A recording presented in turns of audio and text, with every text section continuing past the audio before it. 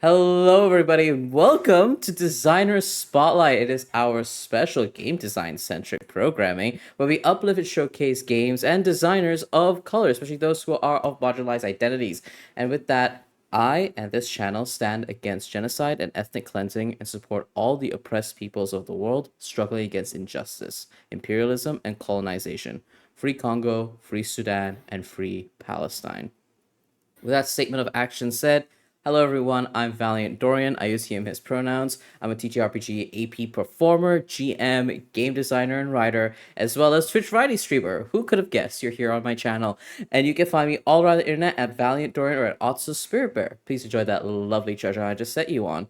And tonight, I have the distinct pleasure of interviewing a very, very amazing guest, a young game designer looking to carve a new modular and customizable experience to tabletop gaming. And with his new engine, Mythical Worlds.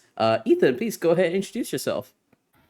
Hello, I'm Ethan Astorora, and I'm, I guess, a game designer now. This feels weird to say. Also, I guess, YouTuber, as I created now 2 YouTube videos. Hopefully you won't expect millions of videos from me, because I'll tire out. But other than that, I use he, him pronouns, and I'm very excited to be here with Valiant Dorian. You can find my content anywhere on social media at The Lunar Rest. Also, we have a website as well, and I think that's about it. Don't spread out too far, other than Twitter, which is now X, and Blue Sky, which I prefer better.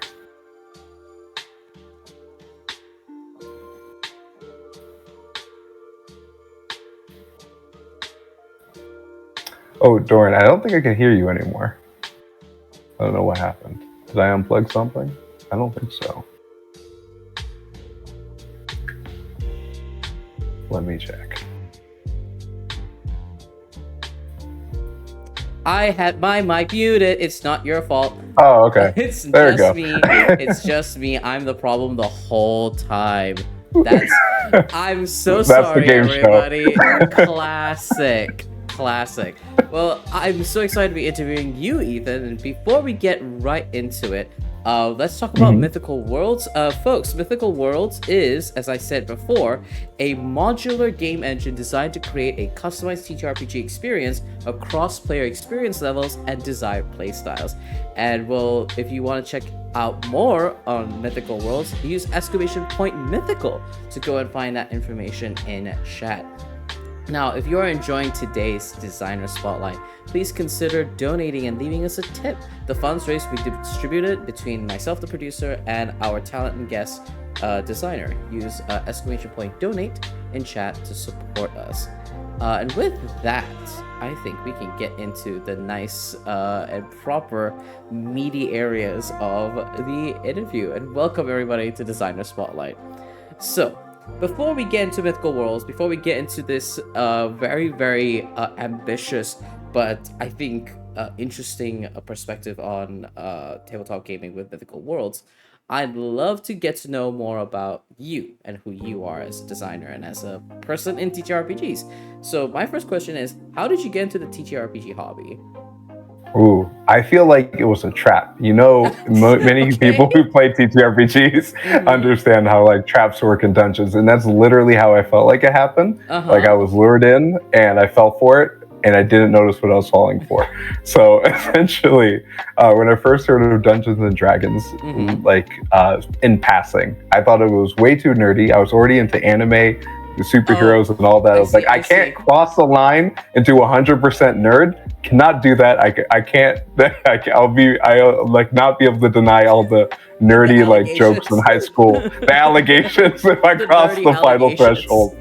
Yeah, exactly. So I put it to the side. I was like, I already have video games. I already have a lot to do. I was in like early high school, so Minecraft was a big thing. I was like, I don't need anything else. Then years and years later, the pandemic hit, and I'm sitting here bored in my apartment, not knowing what else to do with my life. So I decided, why not just see what Dungeons and Dragons thing is, since no one will be able to make allegations to me while everyone's stuck at home. That's what I did. I looked up Dungeons and Dragons on YouTube, and I found out that it's a whole book that you got to buy. tried reading the book, fell asleep every time on my face on the book, every time I tried reading it. So, second plan, try to look up YouTube videos on how to play this game. Yes. That was also pretty fun, but difficult at the same time. There's so many different types. And then I found Critical Role's channel based off that, how to play D&D, all the rules and stuff. And then I found that they played D&D, and I had fun watching them. And then I figured out, I like this a lot. Now I can't go back. Essentially, I saw a bunch of friends playing, and I realized that I've never had a close group of friends sharing food and playing games for hours around a table before. The closest friends I had were playing games, yes, but across the internet. So most of my friends lived in Pennsylvania while I lived in Ohio. Hours and hours to drive anytime I wanted to see them. So I decided I want to do this D&D thing and have friends and eat food. That was simply it. Did not know it to be that difficult. Finding people, very difficult. Finding people that were like have any similar understanding of like the same background as me, very difficult. My uncle, who is from like Ethiopia as well, when I took him to a game store, he whispered into my ear, "Is this game just for white people, or is this like other people play this as well?" Because and I said, "No, it's not. There's other people who play this." And he said he looked around and he pointed at every person and said, "There's not anyone else in here but white people." And there's like 50 people in the game store. I was like, I don't know how to defend this. I'm stuck. And he wasn't being insulting. All the Ttrpg discourse, but he even fully got into the hobby. Exactly. He just likes visiting us kids, like his little nephews and stuff, and seeing what we're into and stuff. And it's like, I'll follow you around, see what you're doing, and criticize it the whole time and make fun of you because of it, because that's fun. So that's what we did that day. Exactly. And then that's when I realized, like, all the friends I'm trying to make and all the people I'm trying to play with, I've been ignoring my playing with my partner, who is also a marginalized identity. There is like other friends that I had that just weren't into D&D. It wasn't that I was ignoring them. It's more like I asked them and they said, D&D? No, definitely not. Yeah. So, and then when my girlfriend actually tried to play, she thought it was way too complicated. And they're used to simpler tabletop games. Even I was at that point. So that's how I kind of got into it, and how it kind of absorbed me and gave me all these problems to fix. And then from there on and thereforth, I became a dungeon master. I used to stream on Twitch of D&D games. I used to I think play with another YouTuber named Abba that on his YouTube channel he used to do a D&D game system thing or a gameplay. Now it's all private, but there's all this process. I used to get paid as a DM online too, and then it circled back to the issue of I have now online friends that I play D&D with, not in-person friends. And since they all now lived in Canada, Spain, and all that, they're even further away. Yeah, we love our international game of D&D. Exactly. It's amazing, but I want to see these people, and it's very difficult to see them. Oh God! So that's what it brought me to wanting to play this and create an opportunity for this to happen in person, and not just be like Uncle said, attracting only white people, which I don't think is true, but at the same time it's hard to fight it in that game store. I mean, the allegation, it's hard to beat the allegation because, you know, a lot of the kind of like space that's taken up like visually, I think in a lot of like popular content surrounding D&D, unfortunately, is very Western and or white centric, so it's really hard to see folks that look like us. I do find it interesting that a lot of people got into tabletop gaming, aka also D&D, around the same time. It's during the pandemic. I also got in. There were a couple of, like, similar to you, a couple of times where there was an attempt made before, but it never like stuck. But then the pandemic hit and everyone was inside. My really good friend from Scotland, he's an artist from Scotland. He reached out to me. He said, "Hey, we're all stuck inside. Do you want to just join my game now that we all don't have anything better to do?" And I was like, "Cool, yeah, I'll join your homebrew." The first D&D campaign I joined was a homebrew D&D campaign where you played animal folks. You play animal folk, and it was kind of like a political, high drama, high stakes sort of D&D game. I love that. It was really good. I had a lot of fun playing in it. But yeah, that was like my first foray into D&D, so I can definitely empathize with you in being in the international D&D game where we're all like, most of them were from Scotland, but you know, there were a couple of us who were in the States at the time. Then I moved back to Malaysia so that we had to deal with my time zone as well, and then I moved back to the UK. It was great. It was fun and great, and that's really, really cool that you got into it. So you said you are a GM. You were GMing a lot of games. Would you consider yourself a full, like a forever GM? Is that your role now? I would say yes, and it was mistakenly the first game I played. I was the DM. I didn't get to play as a player until like a year into playing D&D. So I had no idea what that was even like. And now that I've moved across the state, I hide the fact that I can DM just so I can play as a player. And I feel like a sneaky rogue sneaking around, hiding my identity. Yeah, nobody needs to know. No one needs to know. Definitely not need to know. I'm here for GMs to be able to exercise their right to play sometimes instead of always GM. Yes. I totally understand it. But I always play the most boring characters when I do, at least mechanically. I don't want anything complicated. That's so funny. A human fighter every time. Okay, fighters are broken though, so I get it. But like they do. Yeah, but like that's so interesting because a lot of GMs I know, the second they become a player, they throw the most unhinged characters in your direction. A lot of my friends who are GMs, that's what they do to me. When I started GMing, my friends who had the D&D campaign I was part of, they joined in for my campaign. And literally, my friend who was the DM, Griffin, he walks up to me, he goes, "So, I want to play kind of a wizard, kind of a warlock. But specifically, I want to play a dragonfolk person who really wants to be a wizard, but doesn't know how. So all he knows are cantrips." And I'm like, okay. I mean, that the warlock will help. And he was like, yeah, and the reason why he has a warlock patron is like, it's kind of almost like a genie in the bottle sort of situation that the patron is helping him learn magic and things like that. And this man is literally, he's the kind of character that's like, I have constructed so many lies, I can't let any of the truth catch up with me because everyone will know that I'm a fraud. And I was just like, okay, you're throwing that character in the first time GM's direction? Okay. I won't say no, but just no. That's crazy. It's wild. But yeah, he basically just wanted to play a cantrip wizard.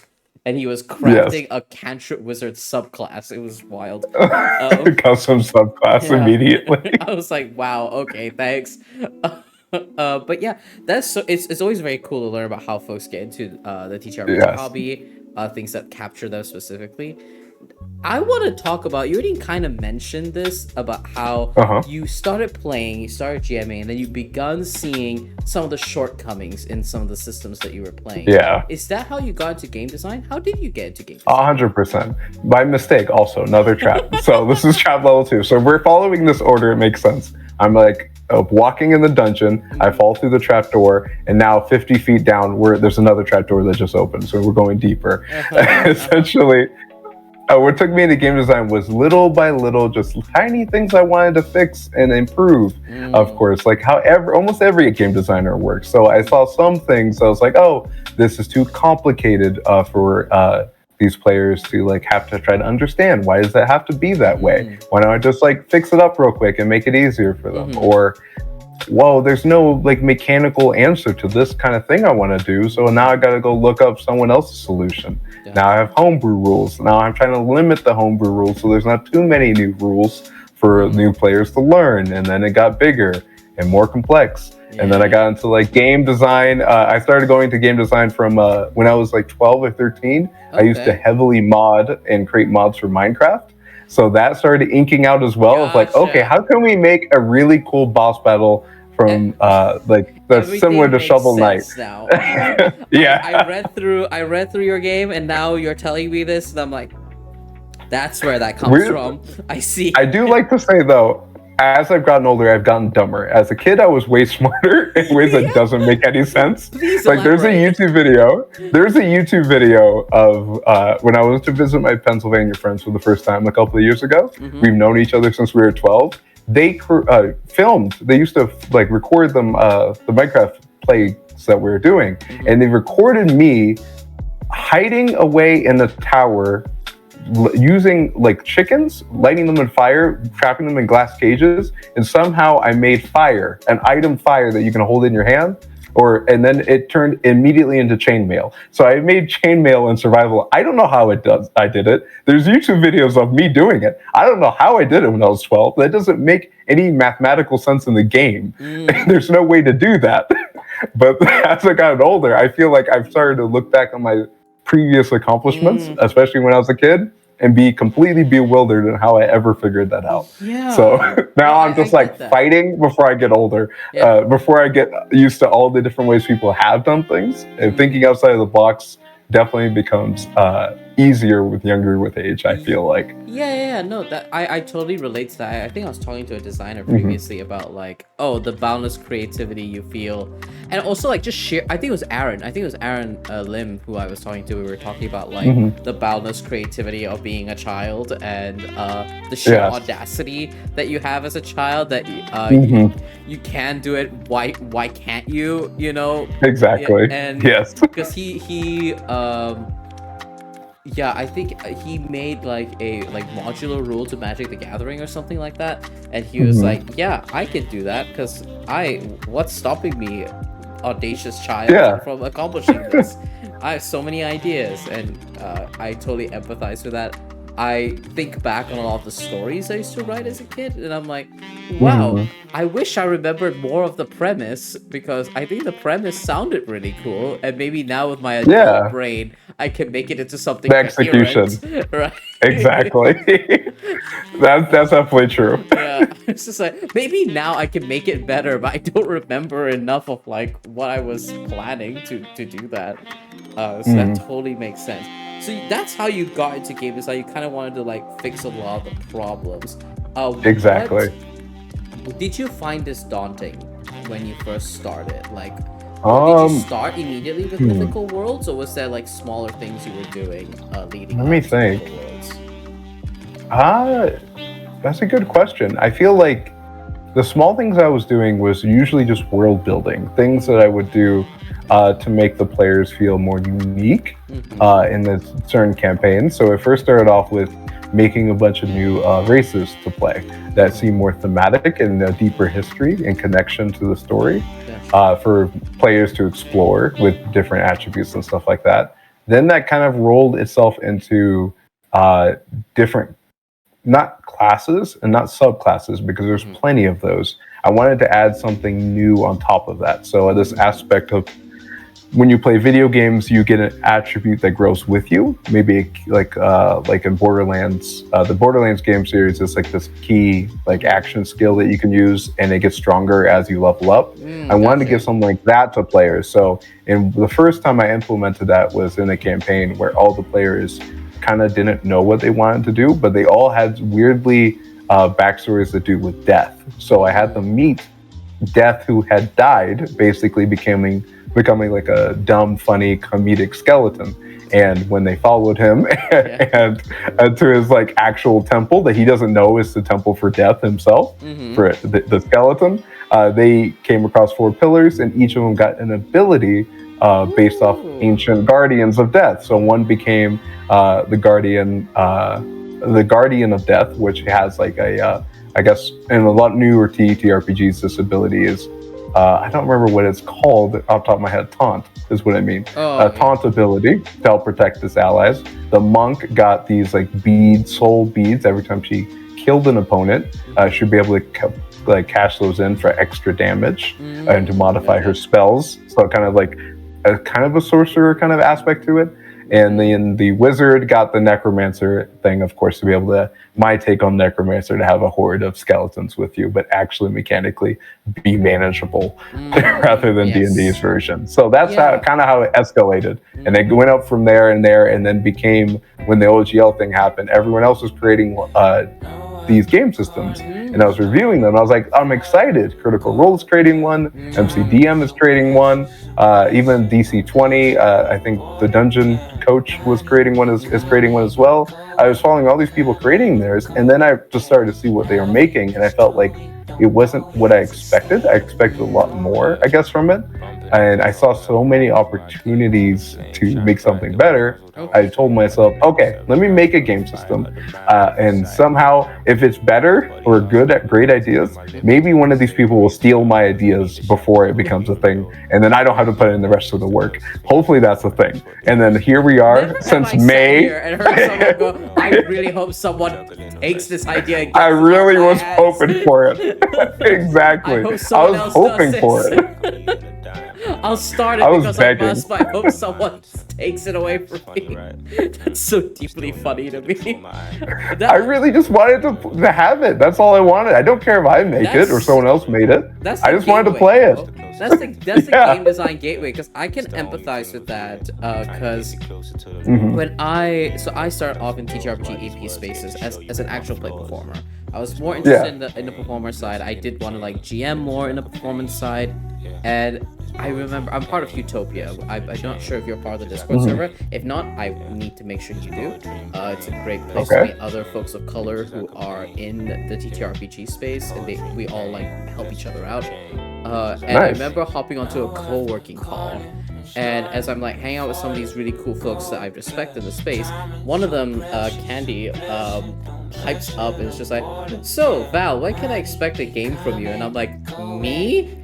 Game design? No, I don't know about that. Like, I don't know if I can do the math or do the game design.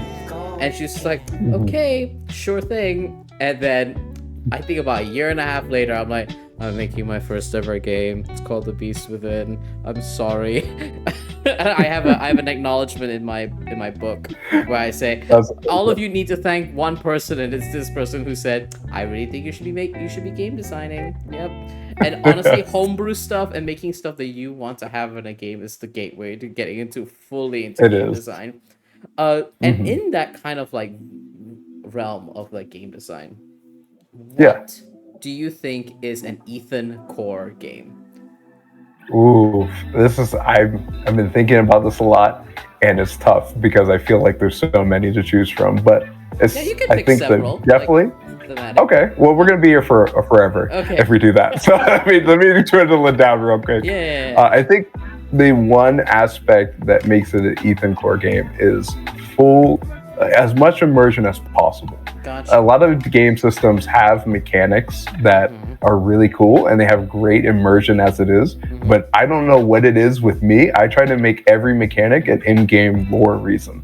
That has to happen for me. Like there's a one mechanic that you have that cannot be explained in game, I failed. I don't know why I feel that way, but that I think is the overarching main thing that I do, and I don't even think that was on purpose. It just happens to be that way. That is so interesting. I wonder if it's a very like gamer background of like, because a lot of video games that people play, a lot of the stuff that you have is immersed in the world, right? Like even that's true. Whatever abilities you get is explainable by in-world truth. That's very interesting.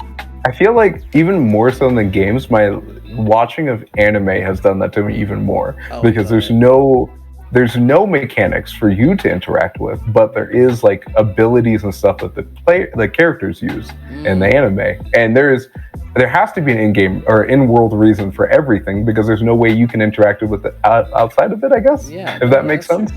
Listen, I've even carried it further. I used to have a school exercise book. This is some deep Val lore, everybody. Y'all are getting a treat. Okay, perfect. Deep Val lore. When I was a kid and I was in school, I used to have like a school exercise book with all of my friends where we would not only write down and note all the jutsus that we learned from Naruto, but we would customize and make our own. So we were making our own kind of like game of like set amount of abilities. It was really nerdy of us. It was very, very nerdy. And then we That's would like amazing. play it after school while waiting to get picked up and sent home. That's deep Val lore for all of you.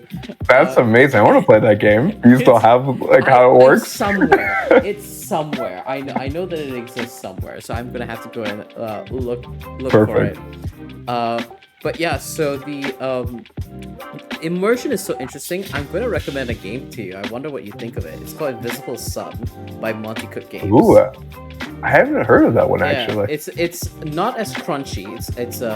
But it does have basically every single mechanic is self-contained in its own lore, which I think you might find very, very interesting. If that's something you enjoy, I recommend. 100%. I recommend Invisible Sun. Amazing. That's a very cool answer to my question. And with that, let's talk a little bit about Mythical Worlds. Let's talk about the birth of this project. Quite an ambitious project. It's quite a big project you have undertaken here. So I want to ask, like, what is the inspiration point for Mythical Worlds? What made you go, okay, this is what I'm making, and this is how I'm gonna make it? Well, it honestly was. Mythical Worlds was kind of birthed out of necessity to manage everything I was already doing. Okay. So, since I'm a new game designer, when I was creating the high fantasy game system, I realized I had all these different options, and not that all the options were like equally good as each other, but there was some that were. There was like at least 3 different options anytime I wanted to make a decision that I kind of had to choose from, and I kind of felt bad for it because I didn't want to see how it played out if I chose the other option. So essentially, that's how Mythical Worlds was developed, as like a game engine of like, okay, I couldn't decide how movement works in this game system because there's a great options here that I can't choose between. So I'm going to choose one and then put the rest in Mythical Worlds so that others, when they read the game engine and look at it, they can build their own game system, maybe like a Legos way, I guess, of all the options I didn't choose. Or at least that they could see why I chose the ones I did for the Fates of Axion, which is the game system, the high fantasy game system. That's kind of like birthed out of it. So you can think of Mythical Worlds more like Minecraft or Legos or something, a toolkit of different options that you can build game systems with. And that's kind of just there to keep me organized. So I remember when I'm going through playtests, I was like, okay, this movement didn't work. Let me go back to the drawing board and see the other options for movement that I could have chose to see if that fits better with players. And like I said, there's so many different game systems I actually want to create. So I put all those ideas in Mythical Worlds so that not only the game systems I make keep track of the rules for myself, but also when I go to create more game systems, they all seemingly fit together. So it's not a hard of a transition going from game system to game system. There is at least a lot of good overlap in how things work. Gotcha. If that makes sense. So it's almost like you are creating essentially like a game engine with its own kind of like toolkit and system reference documents to help kind of inform the advancement and transition of all the different games that you want to create from then on.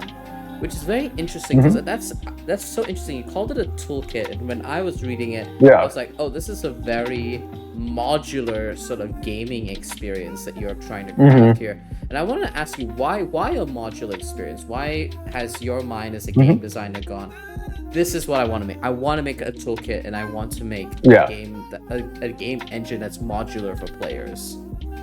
Well, like I said, I saw the problem with people transitioning from game system to game system. As much as I want to, and I love doing that, it does take a hot minute to read a new game system. Like I've bought 3 over the holidays, and reading each one of them, understanding how they work, and remembering how they work, and not getting the rules confused between them is kind of difficult because they're fundamentally different.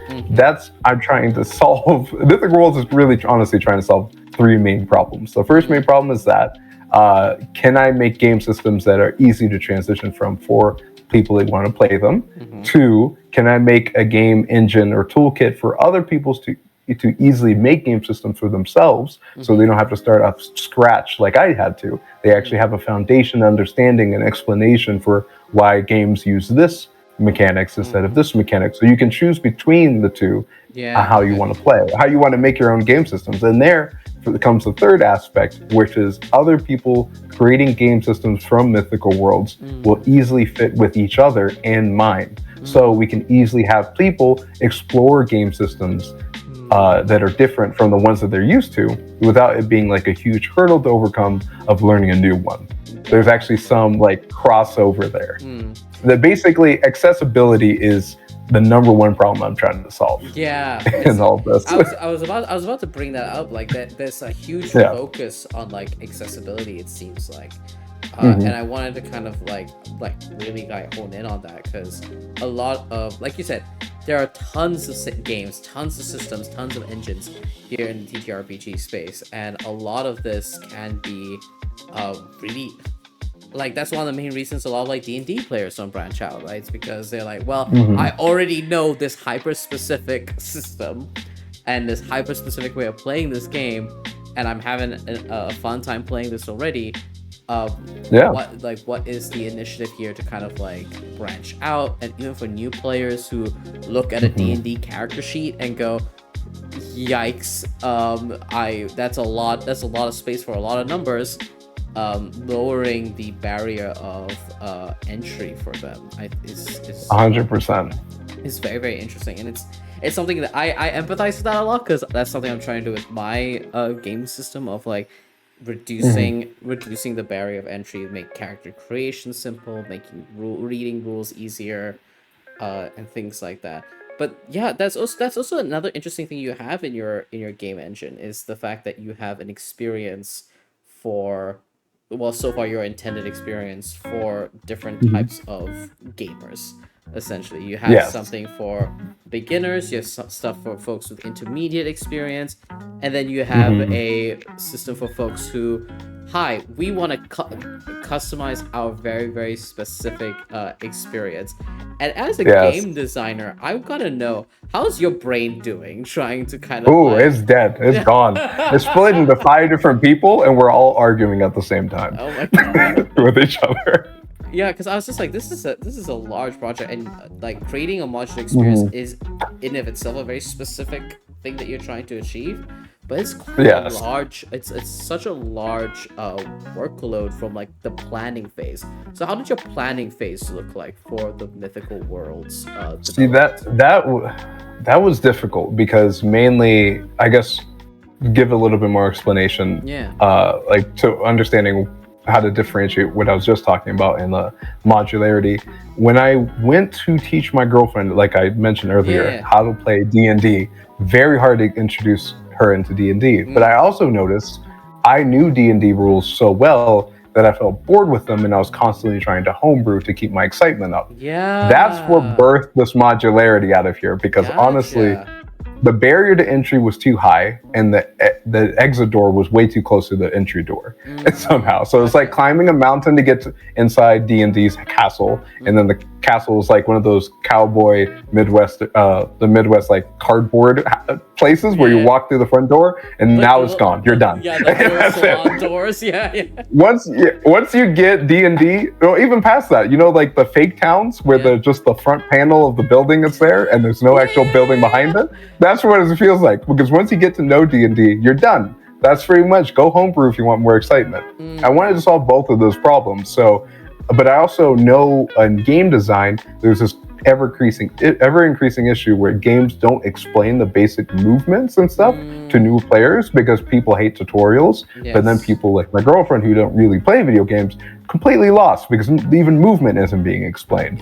So, and I wanted to solve that problem, but also not run into the same problem video games have. So I created 3 different levels of modularity of people with complexity levels, as I call them, for people to play as. If you play video games like RPGs, think of them as difficulty levels, but in complexity. So with the lowest complexity, it's meant for people to get in the game as soon as possible. And the medium complexity is supposed to be like D&D, maybe a little bit more advanced. And then the last complexity mode is supposed to be free range. Go look at the Mythical Worlds game engine, pick out new game rules you want for yourself, have at it. I don't know anymore what to do with you. It's like there's endless stuff for you. Please go forth and prosper. Yeah, Like you are exactly. you're leaving the game arena. It's like when you're playing a video game or like Minecraft or anything, and you're like out of bounds or something. Like, all right, you're out of bounds now. There's nothing I can do to save you. Yes, Enjoy. exactly. If you broke through bedrock somehow or glitched through, good luck. We didn't design anything This down has there. nothing to do with me anymore, boys. Like, You're seeing up to the you. source code at this point. But that's such a really cool perspective to have with Mythical Worlds and the gaming that you're trying to craft here. And with that, I think we can just get into part of like, let's get into Mythical Worlds then. Okay, cool. I'm like, you've answered all my like fun personal questions. Let's talk about Mythical Worlds. So for folks at home, Mythical Worlds, as I've already explained, is a modular gaming experience. You've just heard Ethan chat about the difficulty levels and the different gaming modes. And in this system, we have the 3 gaming modes, and it is Swift, Mighty, and Majestic. And you've covered it as well, where the Swift is rules light, is intended for beginners. Mighty is an intermediate sort of experience, giving maybe some level of crunch to the gameplay. And we have Majestic, which is the modular game mode. You're in the source code now. Go have at it, right? And I wanted to ask you kind of what does, because again, like from each different designer, the definition of like rules light and things like that look very, very different. Yeah. So I wanted to ask you about Swift and like for each of these game modes, and get a little bit of insight from you as the designer of what that looks like. So what does Swift look like once it is like game ready? Swift is the one that's at the most recent game ready. We've been going through playtesting. We've gone through, I think, 3 or 4 playtests now of exploration, combat, roleplay, and all of that. And it's essentially supposed to be, I guess, rules light, but not in the way that you're used to. Usually rules light means there's very little rules, quite literally, and there's not much you can do with it. The problem that faces is the same one the other ones face. Now it's a little barrier to entry is low, but also the exit's even closer somehow. We're going negative distance somehow. So like once you read the game rules, they're really simple, and now you understand everything. There's not much crunch there to assist you as you grow. And I've noticed that I didn't like a lot of crunch when I first started playing D&D. But then over time, as I understood it and became second nature to me, I wanted more crunch sometimes, just a little bit, just to go at the pace of my learning. So that's kind of where Swift drops you in. It has the baseline for all the crunch, but doesn't let you do all the crunchiness yourself. And I've taken that and tried to make it as simple as possible throughout all of the game systems, because I noticed the more I can make things simplified for people to calculate and crunch numbers, I guess, and crunch mechanics, the more mechanics I can give you and have more diversity in the game when it comes to action economy. There's different kinds of things that can occur and all that. So for instance, the easiest way I can explain it is when you go to create a spell in the game system. When I created the spells, I tracked down an entire table point system on creations of spells. So if you want to create a 5th level spell, there's actually, you get this many points, and you can spend those points on different attributes of the spell and get a spell that makes sense for that level. It makes it easier for game designers to make, but also people who just want to play at home. It's like, I don't have any spells I'm excited about. I want to make a spell that I'm excited about, but I also don't want to break the game. I don't want to make it difficult on them. I want to make it super easy. So that's why I've tried to, behind the scenes, do calculus, whatever ungodly amount of math I had to do to make everything super simple on doing that.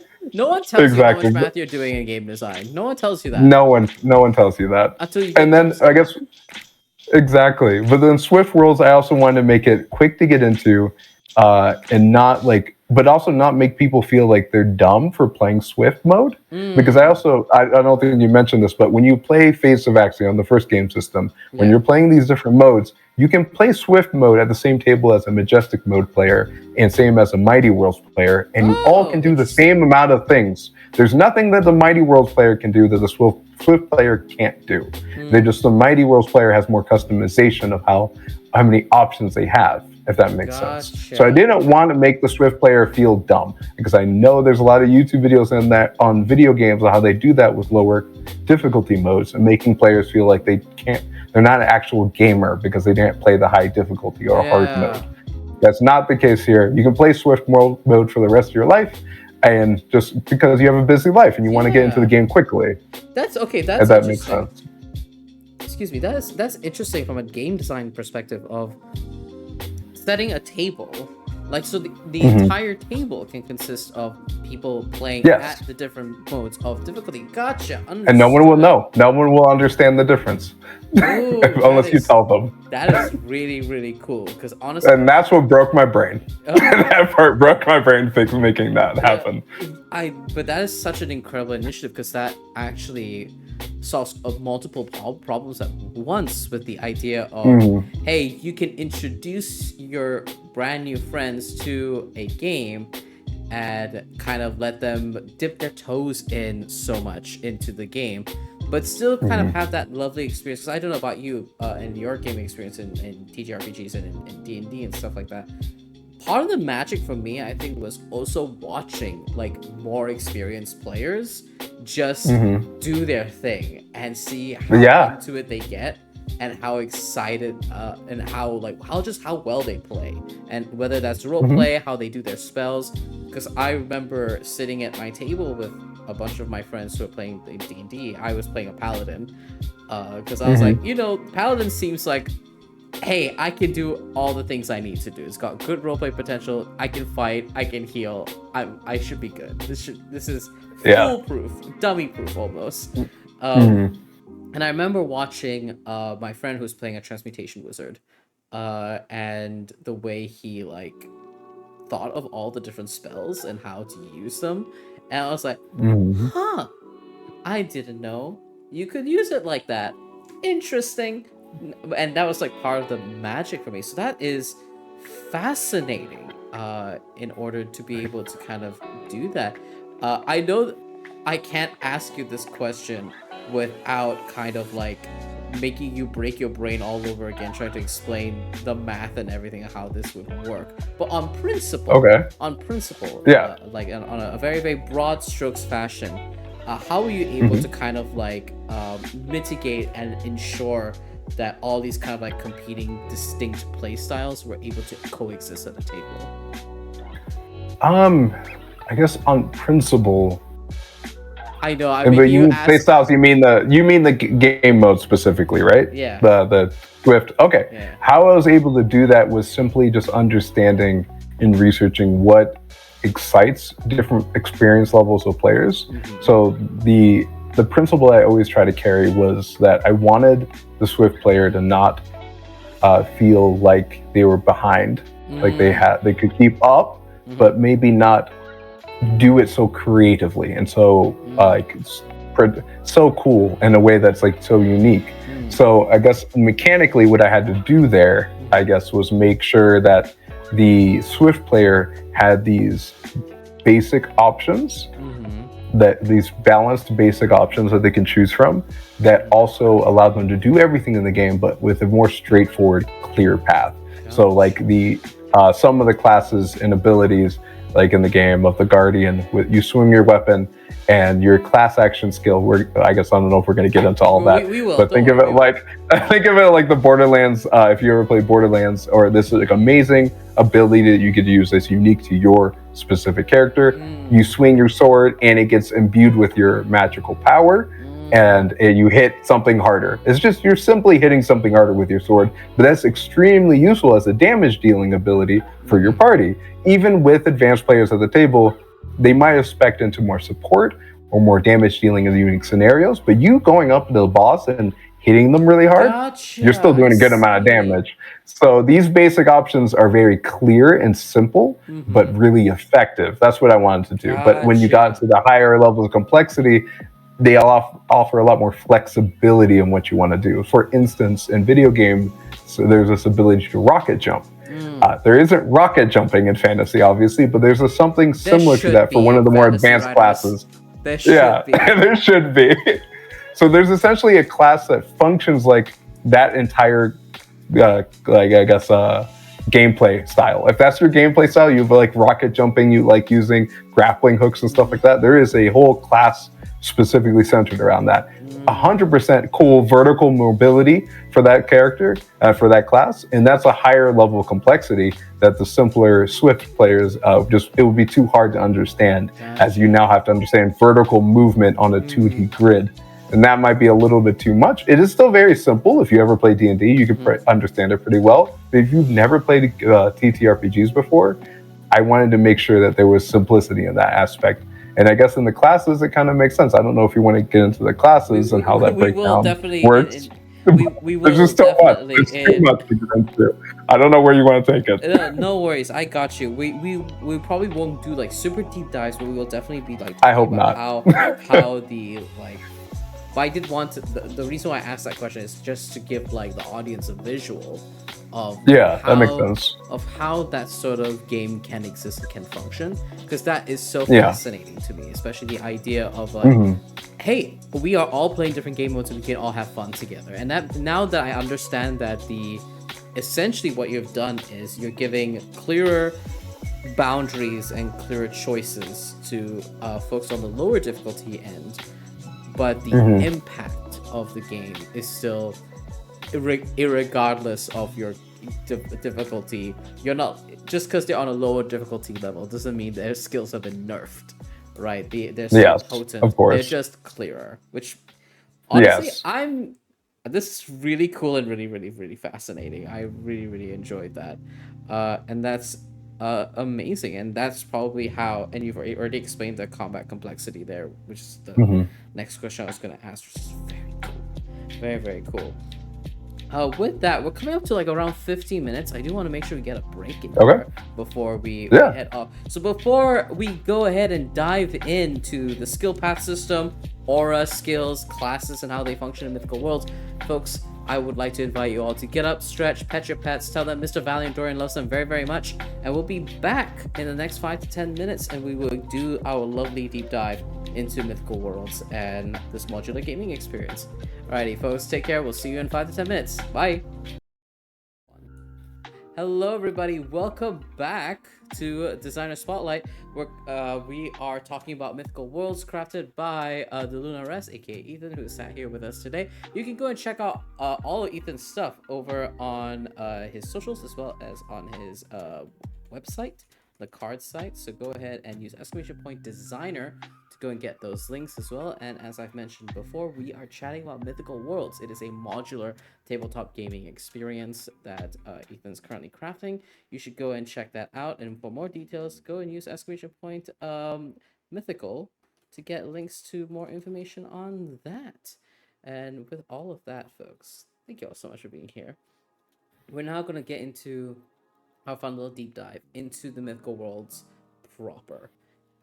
This game is still being made, so we don't have like a Hmm. full deep dive to do. And also, as Ethan has told me during the break, there is a lot that he has written, and we are definitely not going to do that deep of a dive because I Definitely frankly not. don't think we have enough hours in a day. Um, but that's fine because we've got some really cool aspects of the game that have been developed that I do want to talk about. And the Hmm. first bit is I love an ability tree. I love a skill path. It might be the video gamer in me, but I'm also using an ability tree in my system. And I wanted to ask you Hmm. about like your choice to go towards a skill path system rather than a different type of advancement system for Mythical Worlds. Got it. Okay, yeah, sure. I guess really stems from video games and different kinds. Like I said, my interest in anime and video games. Mm-hmm. We have these characters who have this really cool thing that Mm-hmm. they do, and it just gets better and better as they go on and Mm-hmm. cooler and cooler. I feel like that was really missing for me in Mm-hmm. D&D. Whenever I would come across a cool cantrip or a cool magic item, I could see it growing so much more, but then it actually ever will.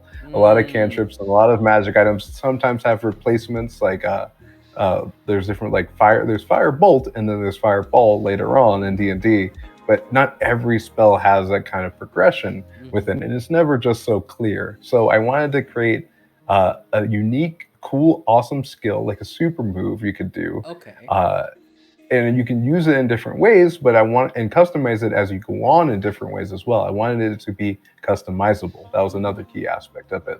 So that's kind of how I got into it as well. I love the amount of options you get with D&D, so I wanted to keep that too. But at every couple of levels, you will get this automatic cool choice between two different ways of customizing your unique action skill, your super move. So by the end of, by you get to the max level, you've gone through 4 to 5 choices, binary choices to how you want to customize your super move in a way that's unique to you, even though someone plays the same class and uses the same subclass skill tree as you, you'll paths would look so different at the end of your levels. Even a couple levels in, you'll look super different.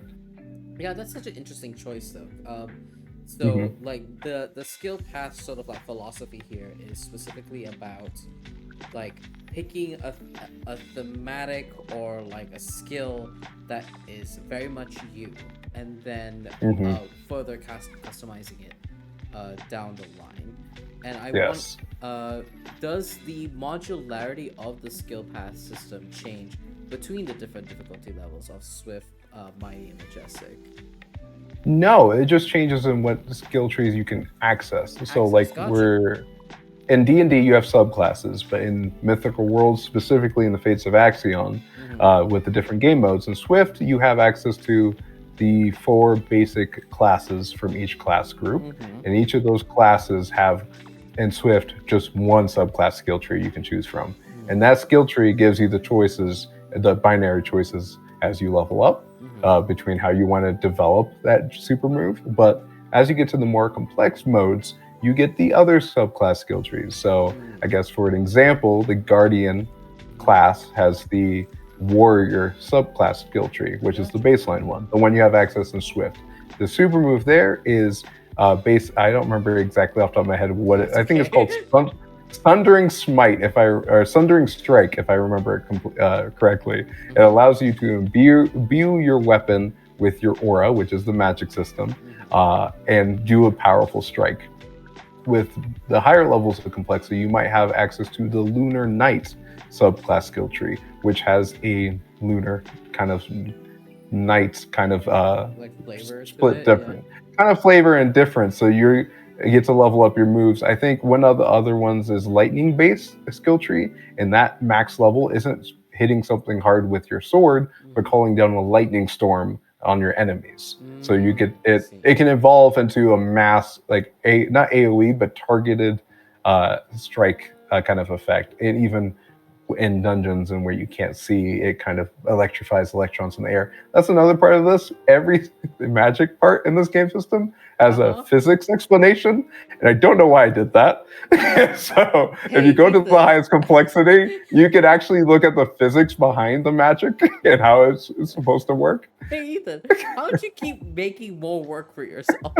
Like, I don't know. I hate being bored, apparently. Like, I'm doing enough work on my game, actually. You are. You 100% are. Like, maybe I'm just surprised I got here. I don't have a scientific explanation for Therian. No one needs to. Like, no one needs to. Weird beasts, and it's so funny that we're talking about this now because I'm literally writing this section. I was writing it yesterday. And I was sitting like last night writing out this section of lore, and I'm here like some research, like, yes, there is a genetic element to being a Therianthrope, that like Therianthrope families have Therianthrope children most likely, but you know, sometimes things happen and people become Therianthropes, and that's my explanation for everything. I'm just like, that should be enough. That 100% should be enough. That's why I locked all of the scientific explanations of things in the far back of the complexity levels. So that's the last thing you'll get to. And it's mainly because I love like the ology books of childhood, okay. And that's where that comes from. Yeah. Yes. Spiderwick Chronicles, all of that. Oh, Dragonology is definitely my favorite because they have the novels to go with it, and that's just amazing. I'm still hunting down the 3rd and 4th book in that series. I've collected the first 2 in preem hardcover editions. There were novels to those books. I might have to go hunt them. Yeah, there is. There's amazing. They're amazing. The first one's easy to get to. It's like a couple, like at max $10 on like eBay and stuff. But you could probably find it at local libraries. That's where I found my first copy to read. But the third and fourth book, man, those are hard. The third one I think is selling for $45 right now. That's the cheapest I can find it. Definitely not paying that. And it's for a used copy. I need to find a preem. We're getting too much into my book loving now. So let's cut back as hard as we can You're before I fine. go I too heard even you're to it. into the Dragonology books, and Yeah. I'm like, I see. This is why you are the way that you are. Gotcha. Understood. Yes. Amazing. 100%. Amazing. That's really cool. The way that the skill path system works, and the way that a lot of things are rooted into some sort of explanation. We already Mhm. talked about that. Actually, we talked about the fact that one of the things that you enjoy about games, or the things that you enjoy about like Yeah. game design, is having mechanics that feel immersed in or grounded in some sort of lore, some sort of like Hmm. knowledge of the setting and the genre in which the experience is coming from, right? And I wanted Exactly. to, in that particular way, then let's talk about aura. Now, would you like to Okay. explain how aura works? So for folks at Sure. home, aura is kind of like the central point of like the lore reason. It is the essence of which fate imbues itself onto specific people, and that is how your stats come to be. But I'll let you, the master of this particular bit of lore, Sure. explain like the origins behind aura. Why did aura need to Yeah. exist? So basically, Aura needed to exist, and it was one of the first things I did when creating this game system, because the biggest problem I saw that immediately needed to be corrected when it comes to D&D and other game systems is explaining how magic work and while sticking with roleplay. It was Gotcha. kind of difficult. And the best way the D&D I've done it with in D&D is explaining it based off my class. So like I'm a sorcerer, so I get my magic from my bloodline, or if I'm a warlock, I have a patron that gives me my magic, but it doesn't really explain where this magic kind of comes from. Like, okay, yeah, I get it. You get your magic from there, but why are there ley lines around the world, and why is no D&D book easily explained to me what those are? It's just like it's just magical lines. There might be gravitational things that might have something to do with that, but we're not going to get into it. Basically, that's basically what D&D does. It's like exactly.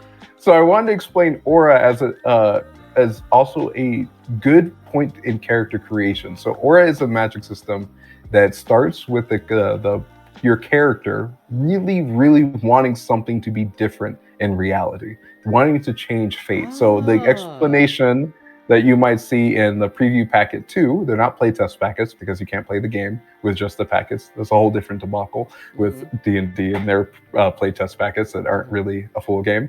But anyway, the when your character really wants something to change, the example I gave in that one with the in-lore game reasoning is a girl watches her fiance get stolen from the raiders. In the way they take all these people, and she really is frustrated and depressed and upset about it, to the point where she really wants that not to be the case. She really wants to get him back. And that's where this point of willpower crosses over with, I guess, the will to defy fate. And that's why in Fates of Axion, the high magic system, the high fantasy magic system, all of the people who can use magic are called fates because they control their own fates. They impose their will onto fate, and that causes an aura burst to happen inside them, giving them access to the aura magic system. And as their will grows and they get closer to their goal, or their goals grow even further, they get more aura points and get access to more aura, which gives reasoning for why people level up during key story moments. So all of that kind of stems from like aura. An explanation of people get aura in different ways. They might be unique to them, but also how they use aura is how their classes kind of work.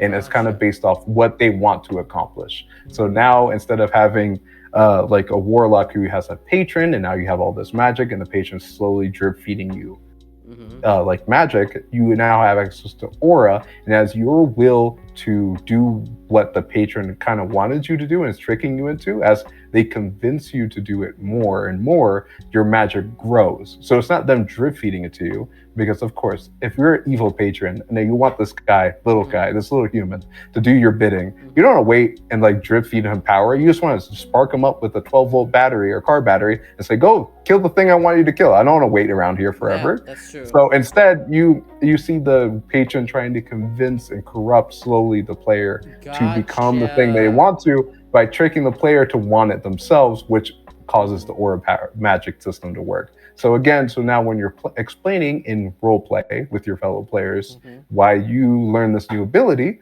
you could explain it first by explaining how your logic has changed, how your reasoning has changed. I guess in the Stormlight Archive books, this is a really good crossover, even though they're making their own game system where some of the characters gain access to more power, the more ideals they swear. And that's kind of the same thing can happen if you wish to with your character. Though as your ideas change and as your vision of what a hero is or a savior is or a person who wants to help the poor, how that kind of philosophy changes and is explored, you gain access to more power and you explain your choices of gaining more spells that are unique to helping that cause specifically. That is really, really neat. That's really cool. Because that's one of my frustrations with a lot of like, not just D&D, but like in a lot of like systems is that it's a lot of the onus on creating like compelling story is either on the GM or on the player to like craft. Yes. Right? From the 100%. ground up, right? And what I've noticed is actually a lot of the games that have prompts. So a lot of the PBTA games have prompts that help kind of build out who your person is, really help generate good characters. And it's something that I've been like noticing in the way that people craft things, or systems that have archetypes in their particular character creation, because that helps give the person the idea of like, oh, I am this person. Now that gives me enough for me to craft. So this actually almost incentivizes roleplay to give kind of like not only to kind of like give loving backgrounds to a lot of the choices that you make, but to maybe even help you make those choices of like, oh, I'm going down this path so far, I kind of want this particular ability. What should need to happen in the story to get to my character to that point that this is an ability that they use? Like, I imagine if they were some sort of like normal wizard and they go into necromancy, what sort of background had to happen, what sort of incident in a game needs to happen for that choice to be made. It's so fun and interesting. As part of Aura, one of the reasons that you mentioned in the packet is you wanted also to have a distinction between ordinary folks and folks that are the player characters. And you mentioned your frustration on that. Do you want to kind of like explain more about like the idea of the player characters versus the NPCs in the world around them and creating that distinction? There was this, I think, this early on frustration with I guess when I was immersed in this game world playing D&D, didn't really like roleplay that much outwardly, and I wanted to give this is some explanation for these options. You could roleplay but not outwardly have a funny voice or do a character voice or even roleplay at the table, but you can roleplay when you're doing character creation by yourself, excited about your character, bring it to the table, just do combat and still feel like you did roleplay because you did it by yourself in that aspect, if you want to.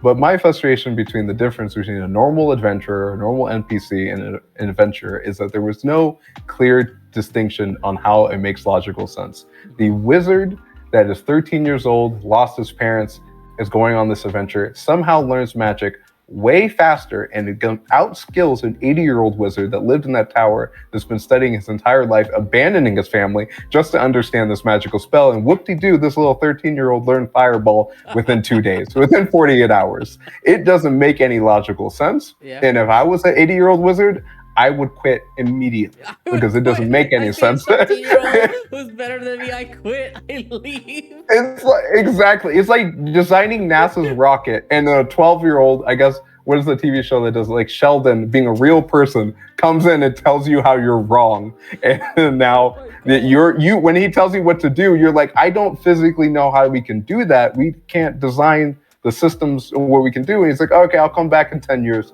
when you're ready for my intelligence. That's the kind of craziness that D&D allows.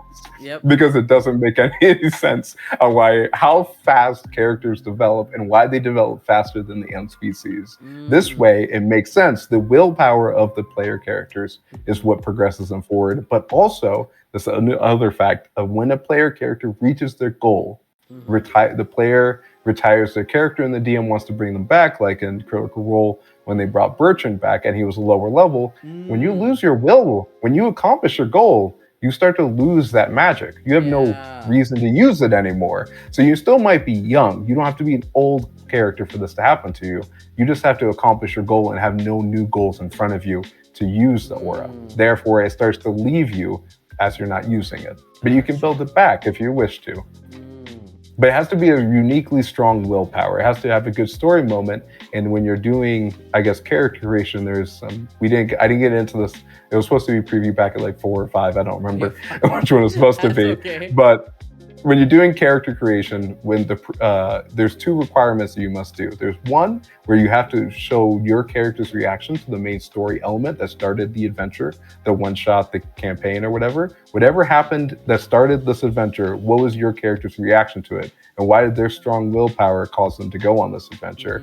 And then secondly, you have to have at least one connection to 2 other player characters. Something about your history and past. That way your reactions kind of start to mix and mingle together now too. So now you're sitting around the campfire with everyone kind of having a reason to be there.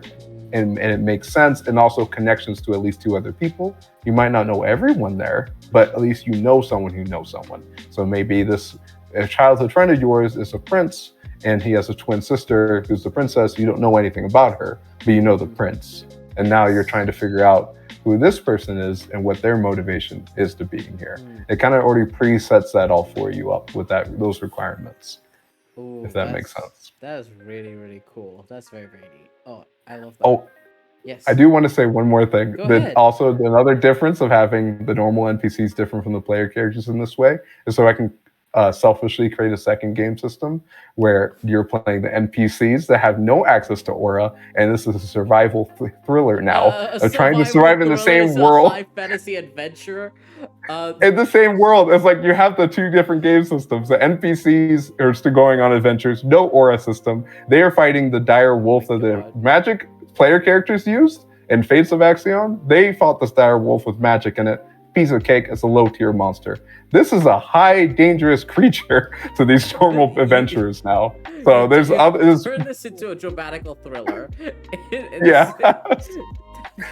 Terrifying. So basically, you live in the same world though. So your player characters from one game system can know the player characters from this grim setting game system because they live in the same world. It's just some have the privilege of having aura and the other ones don't and have to survive and figure things out. Dark Souls so fast. Yes, in the same world. They live in the same place. That is so deeply funny to me. Oh my god, that's amazing. And wow, that's incredible. But for folks at home, so the aura, so this bit of lore, the reason why we wanted to take some time to explain it is because that explanation is what kind of informs your character statistics, the stats that you use. Yes. You've got brawn, agility, fitness, intellect, awareness, and charm. We don't have to go into the entirety of it. I think the names kind of explain them well enough of what they do and what they accomplish. But what I do want to talk about, which is linked to the character statistics, is the skills. So they are related to your particular stat, and you've made the particular choice here where you get 2 skills per stat, which is very, very interesting because in a lot of other systems you just get a skill that's what you're good at, and then the ones that you're not good at, tough luck. Enjoy your life and never succeeding on a perception check or a wisdom saving throw if you decide to take a wisdom dump stat.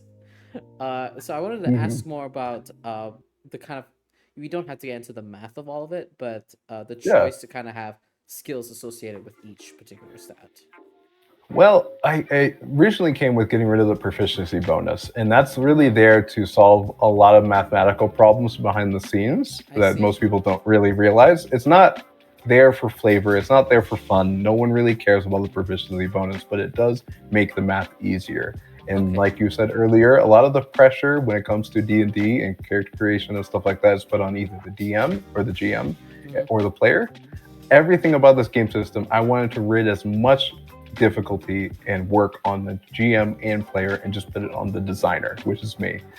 I just like putting all the work on myself. Like, it is now on you, and now you suffer for all. Basically, I basically tried to.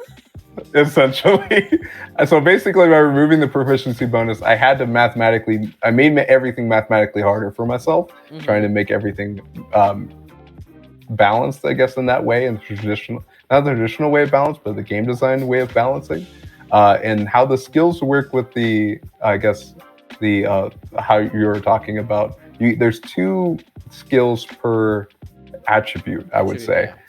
To make things more simple, because strength usually is in D&D is neglected and not really used. I haven't really used that much in character creation. Wow, yep. So I needed to make reasonings for all of the attributes to have a skill that's useful and related. So there's not endless amount of skills. There's only 2 per attribute, but each of those skills immensely useful. You'll use them often. There isn't going to be something like medicine or survival where you have to kind of like beg your GM to kind of like throw your bone and use, or like give you an options to like, can I use this or this? Okay, cool. I'm going to use this then because I never get to use it. I wanted to get rid of that as well. Overlap with like survival and investigation. Investigation gets used a lot more than survival does. I wanted to create everything be so useful in that aspect, comparatively. But then you gain points in your attributes and skills a little differently in this game. You start off with almost nothing, and then every time you level up, you gain points to put in your attributes and your skills.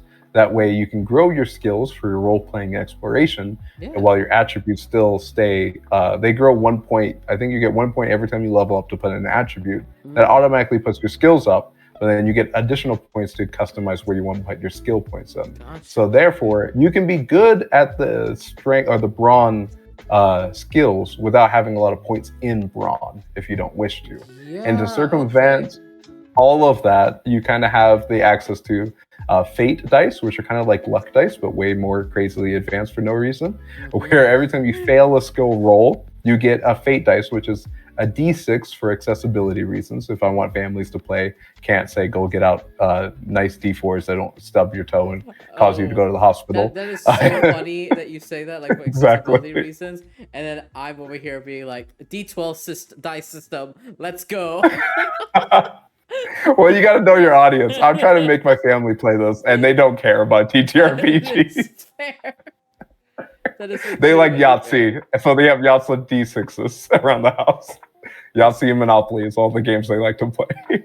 Oh, my mother loves Monopoly. I'm still trying to get her into trying a TTRPG. We'll see. Yeah.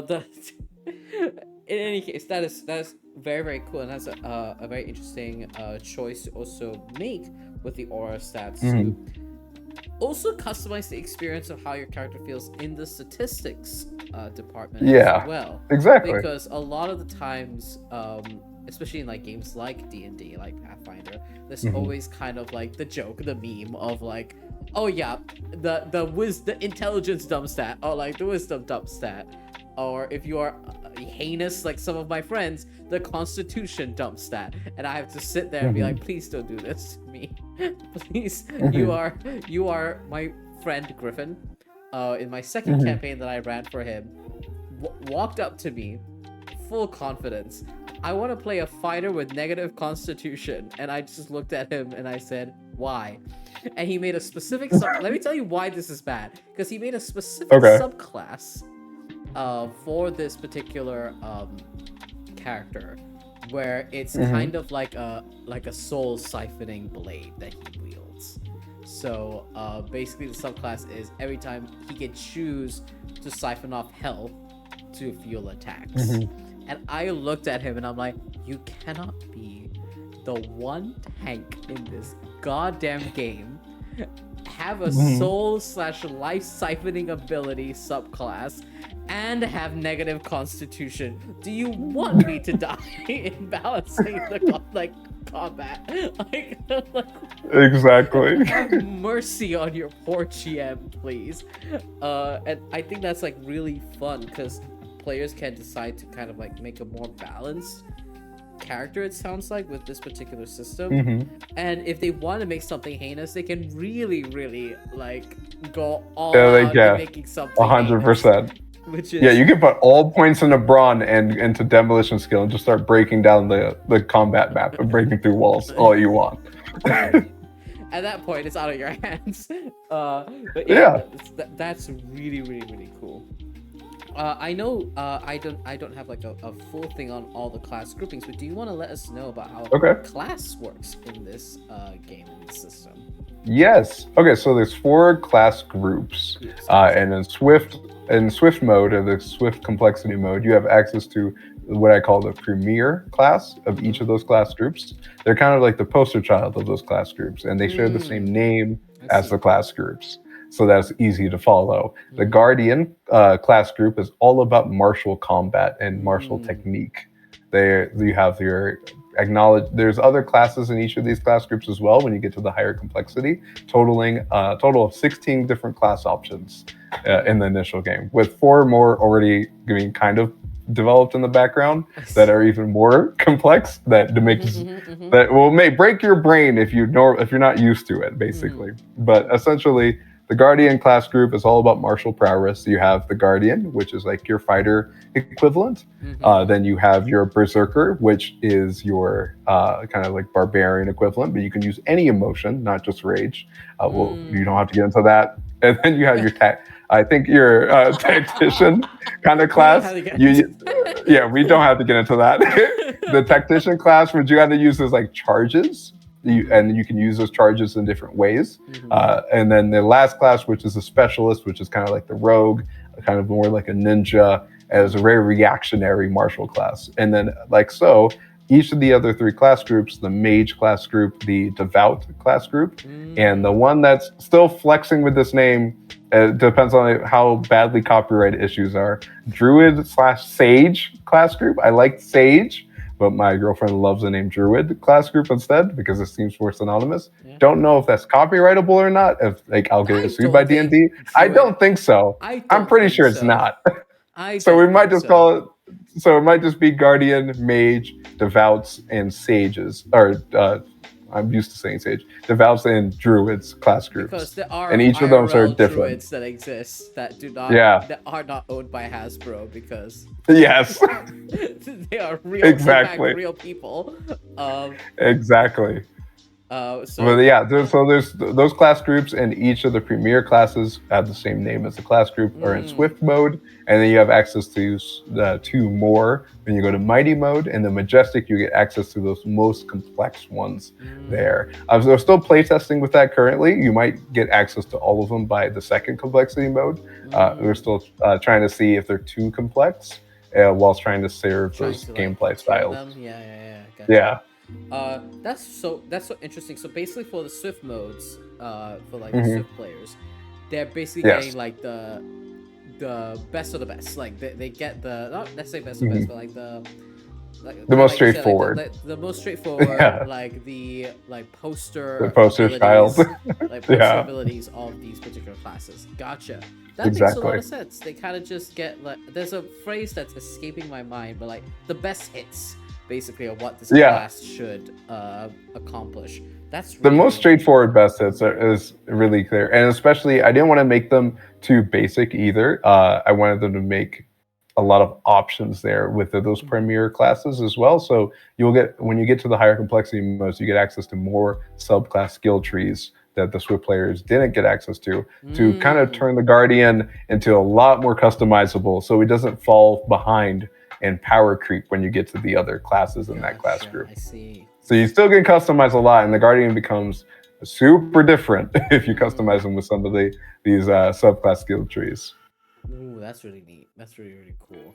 Yeah, we're not doing the fighter thing where you just have a stick, and then you have a fancy stick. Now I have a gold stick or a diamond stick. That's all I got, kind of thing. You can customize it way further from the foundation of the class, and that's why these subclass skill trees are really important. And it kind of like eliminates the possibility of like, oh, this is how we feel about like doubles and having double things happening in Mm-hmm. the game. You're able to play a character that's martial and have multiple players be martial characters, but still feel unique at this thing. That's Oh yeah, they're very choice. different.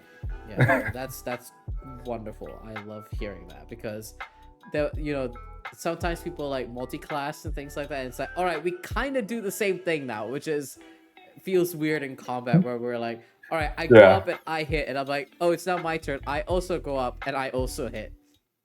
Maybe I throw a smite in there, and have a little fun with it. Oh, so that's really, really cool. And now with the idea of like the class groups and all the skill paths, the abilities, the stats that we have, I had a wonderful time reading your preview packs, and as I kept that's good. I was like, I love combat. I'm one of the players that does really genuinely enjoy combat. I love systems that think very deeply about combat. But the thing that kind of like underpins a lot of discourse, a lot of discussions around combat is the dreaded action economy. Yes. And as someone who has played D&D in the lower levels, in the mid levels, and also in high levels when I was playing in that animal folk political drama game with my friends, my god, does combat drag on. Yeah, it does.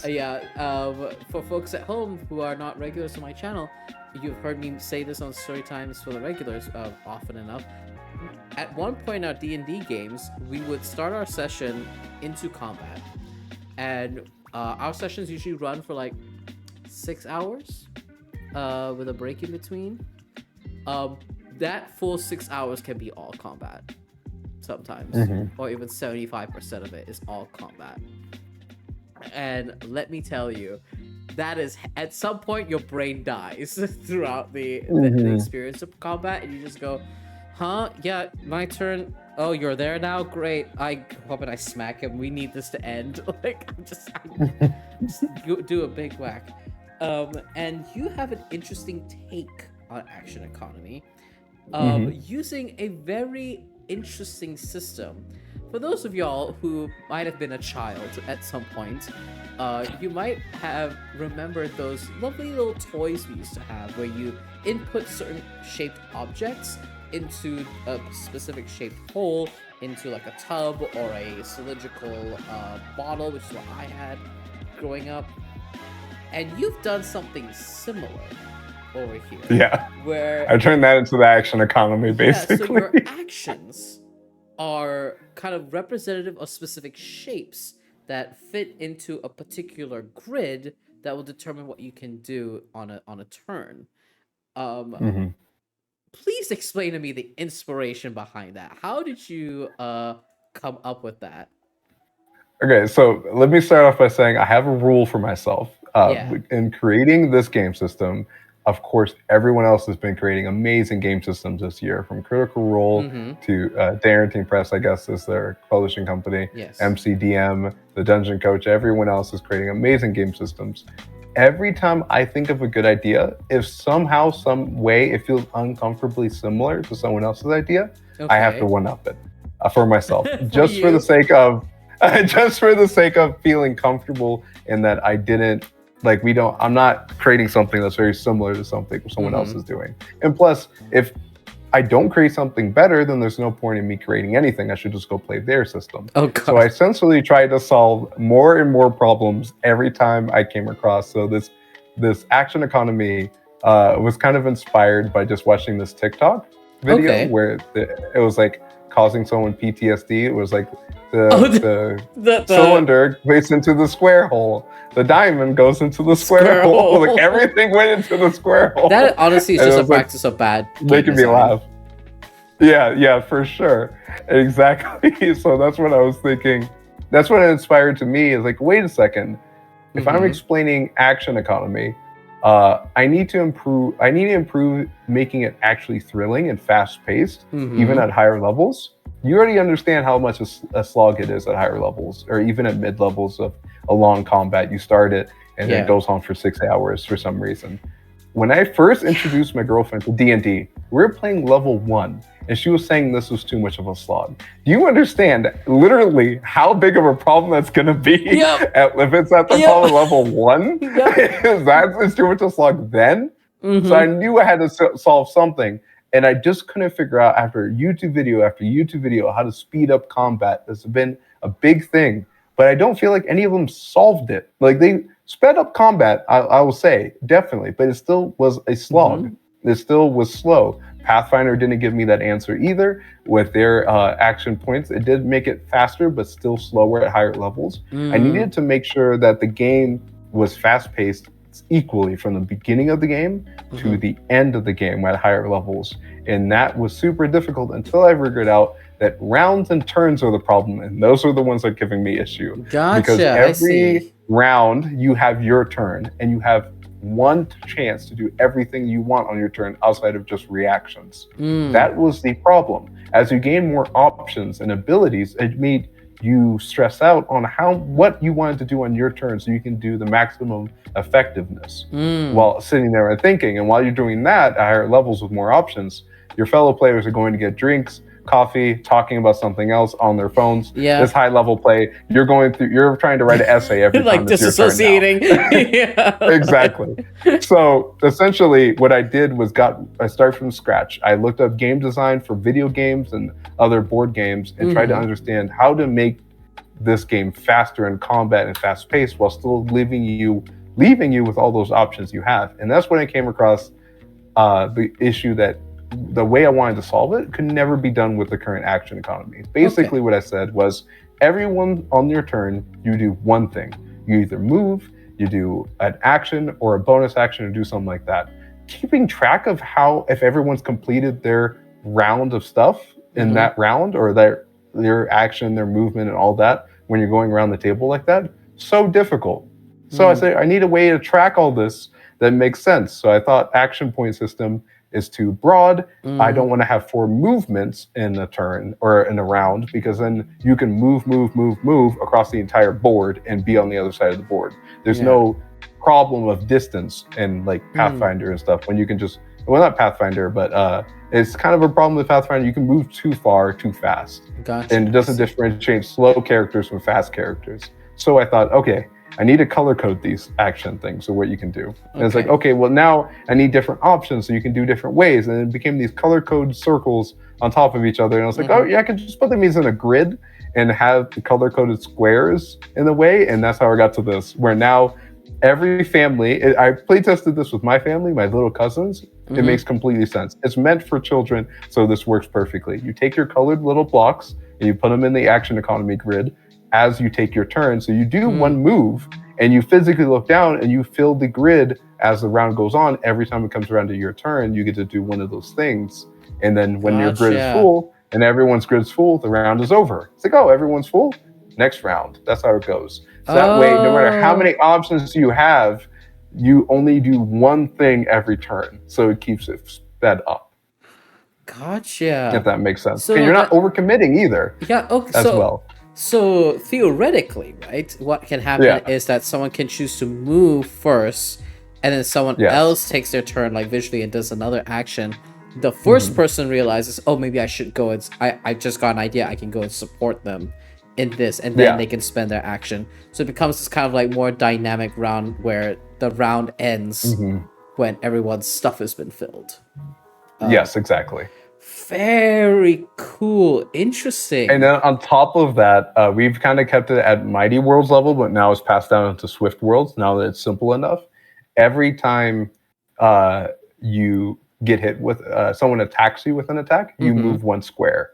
So constantly pieces are moving. There's no more rock'em sock'em robots where the boss monster is staying in a little grid spot while everyone else goes up to them and we fight each other until one of us goes down. Every time someone makes an attack towards you, you're moving 1 square. So everything is moving. You might want to keep moving to flank the enemies as or you might want to pressure enemies away from an ally by attacking them multiple times to get them moving and towards a certain target or a direction, I guess. Yeah. So you can see those action movies where the hero and the villain are fighting across the battlefield. I think Pirates of the Caribbean did this to the hilarious extent where they're moving across the entire island, sword fighting at the same time. Yeah, I remember that. It takes advantage of environmental aspects as well.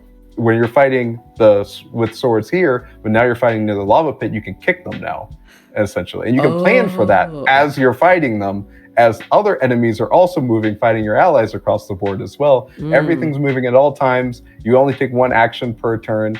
Everything is so dynamic and crazy, and good luck keeping track of it.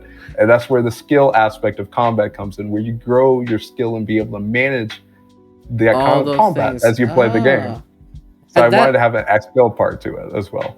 That's really neat, because I can also imagine that the party dynamics would also shift. Like, different tables are going to have different ways that everyone's spending or doing their action economy, right? But you will have, I can imagine someone who's like more tactical and like takes their time to kind of see how the round unfolds before spending what actions they do. We have a player that's kind of like, all right, I'm gonna go up and I'm gonna do my thing, and that's smacking a thing real good. And then everyone kind of like responds in really interesting and different ways. Because that's my frustration in a lot of combat, is that I want to feel connected to my party, even in combat. And it's really hard to do that. And there are very few systems so far that I've played that have been able to do that. One system that I will shout out here is Wild Sea. The Wild Sea RPG is a narrative first RPG where you play wild sailors, and they're sailors that not sail on the sea, but sail on a sea of trees in a world that's covered in vegetation and trees.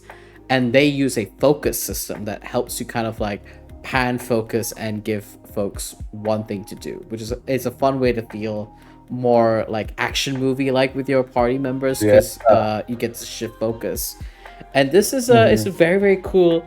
And also there's some really cool like tactility to having shapes and having something that you can see and play with. So that's one of the things I didn't expect, is people saying they love fidgeting with the little dice. We love trinkets. Like that's something I've noticed as well, is that folks love trinkets. When I was playtesting Beast Within at Big Bad Con, which I hope to see you in this year, and I definitely will be there. And when I don't have actual physical wrath tokens yet, because I don't have manufacturer stuff yet for the game, but I brought tokens from another game to the session, and I handed those tokens out to my players. And having a player go, "Val, shut the fuck up, I'm spending a wrath and I'm doing this," was, you could see the look in their eye of being able to pick up a thing and toss it at you. There's something there, I think, and there's something joyous about being able to like pick up a physical item and use it, which is really, really fun. It's very board gamey. It's a very board gamey aspect of your system so far, which is and that's what a lot of people who haven't played TTRPGs have experienced with, is board games. That's true. It draws that connection. Amazing.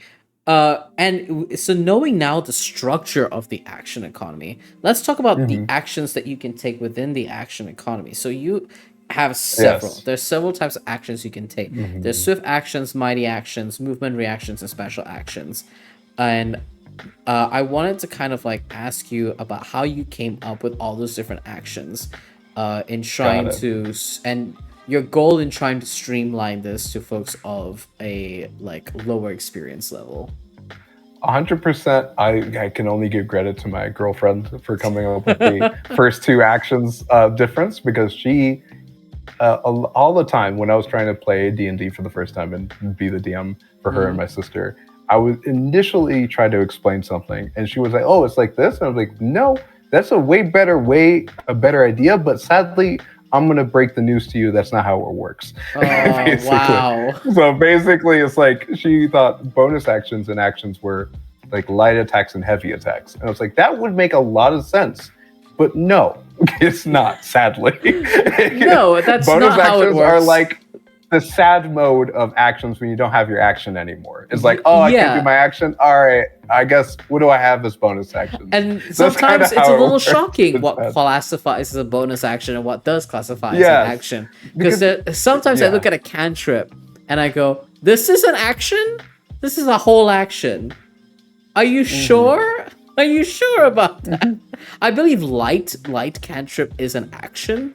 Yes. And I'm like, this is an action. Are you sure? Are you sure this is an action? Which is very, very interesting. But yes, as you were saying. So basically, we turn swift actions. It's very aptly named as the same as the complexity mode because it's very swift. It happens very quickly. You can think of them more as like light attacks. You can do 2 of them per grid that you fill out per round. And they take the same shape as a mighty action, which takes 2 slots. It's 2 D6s glued together, and that takes up both slots when you put that down. So the mighty action is a heavy attack, takes up 2 slots of the 4 on your grid, and really doesn't impact on your character sheet, but also in actual play. So like cantrips, there is spells that don't cost any mana points. Don't know if we're gonna get to that. I killed spell slots immediately on first sight. Good to know. I killed spell slots on first sight. But basically, there's no resource cost to casting swift spells, which are kind of like cantrips. Yeah. And there's no cost to just basic weapon attacks, which are also light attacks. So you can do 2 of them. It keeps it pretty fluid. You do a light attack against one creature. You can do a light attack against another creature if you would want in the same round. Those take up a single grid, but you also do a little bit of movement. That came from playtesting. It's not in the play preview packets, but essentially we ran into the problem where I don't want to do this light attack, or I don't want to move in range and then do my light attack, because once I move in range, the enemy's just going to hit me, and I don't want to make it easier for them to hit me. So now light attacks allow you to move half your movement and then do your light attack, your swift attack. I see. They're just kind of your main actions. You can think of them as having 2 actions per round. And then your mighty action is something bigger than normally an action would be in D&D. It's your super move. It's also your leveled spells, so that's where the similarity crosses. But every time you do a mighty action, it is impactful.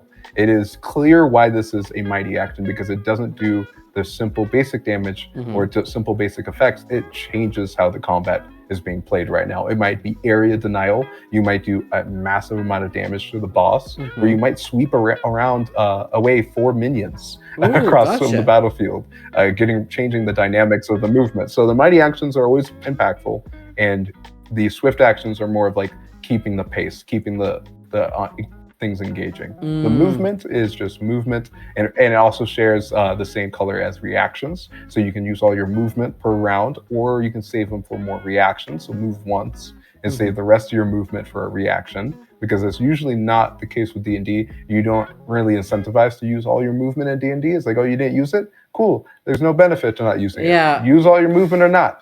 Screw you over, basically. But in this game system, it's true. If you don't use all your movement, you actually get to use it for something else, to react to things more effectively. And then there's special actions, the blue. If you've ever want to look around to see if you can cut the chandelier to drop on the enemy, no longer costs an action. It's a special action. It has its own spot on the grid. You can use it or a movement or in the same slot. But it incentivizes you to actually interact with the environment around you. That is constantly changing, by the way, and also allows you to use certain skills, like the demolition skill, which is under brawn, similar to strength, which allows you to tear down objects on the battlefield. So there's no corridor here, and there's just a hallway, and we're trapped in this hallway. But I know there's a wall, like empty space behind it. I'm just going to kick down this wall because I have enough brawn to do so. So I'm going to use my special action in combat to literally change how the battlefield looks as I go destroy it as I go out there. Or construction, the other skill, where you get to build things and build on top of the battlefield to kind of like narrow in enemies to a gap if you wish to.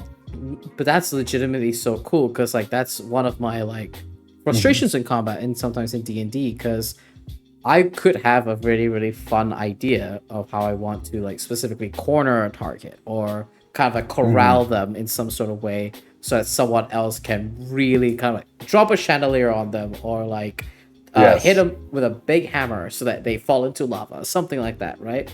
Yeah. But or if they're next to a wall, just punch the wall down on top of them. Exactly. Like, but a lot of times, just by looking at the action economy in D&D, you're faced with the scenario of, oh, well, I can't really do that because honestly, I deal more damage just if I hit it and throw some smites into it, right? So there's really like not really a lot of incentive to do it, but the fact that I can do my damage, do these things, but still kind of have an opportunity to look at the environment, see if I can help out my other party members, makes things really, really cool. So that's really, really neat. I love that so much.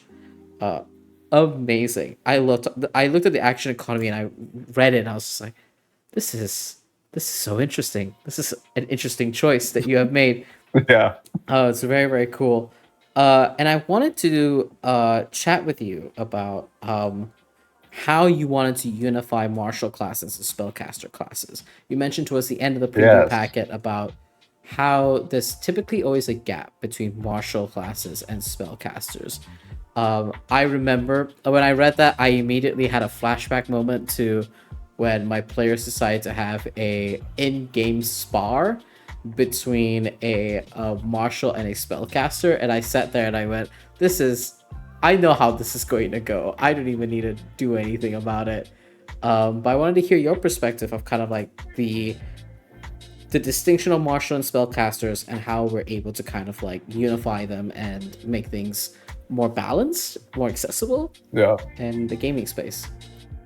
Well, I want to first off start by saying, like, I make a lot of fun of D&D and its design, but honestly, it's a really, really well designed game. It's a fun game. It's not been designed though for how we play with it today. I want to say that. Yeah, the game has transformed.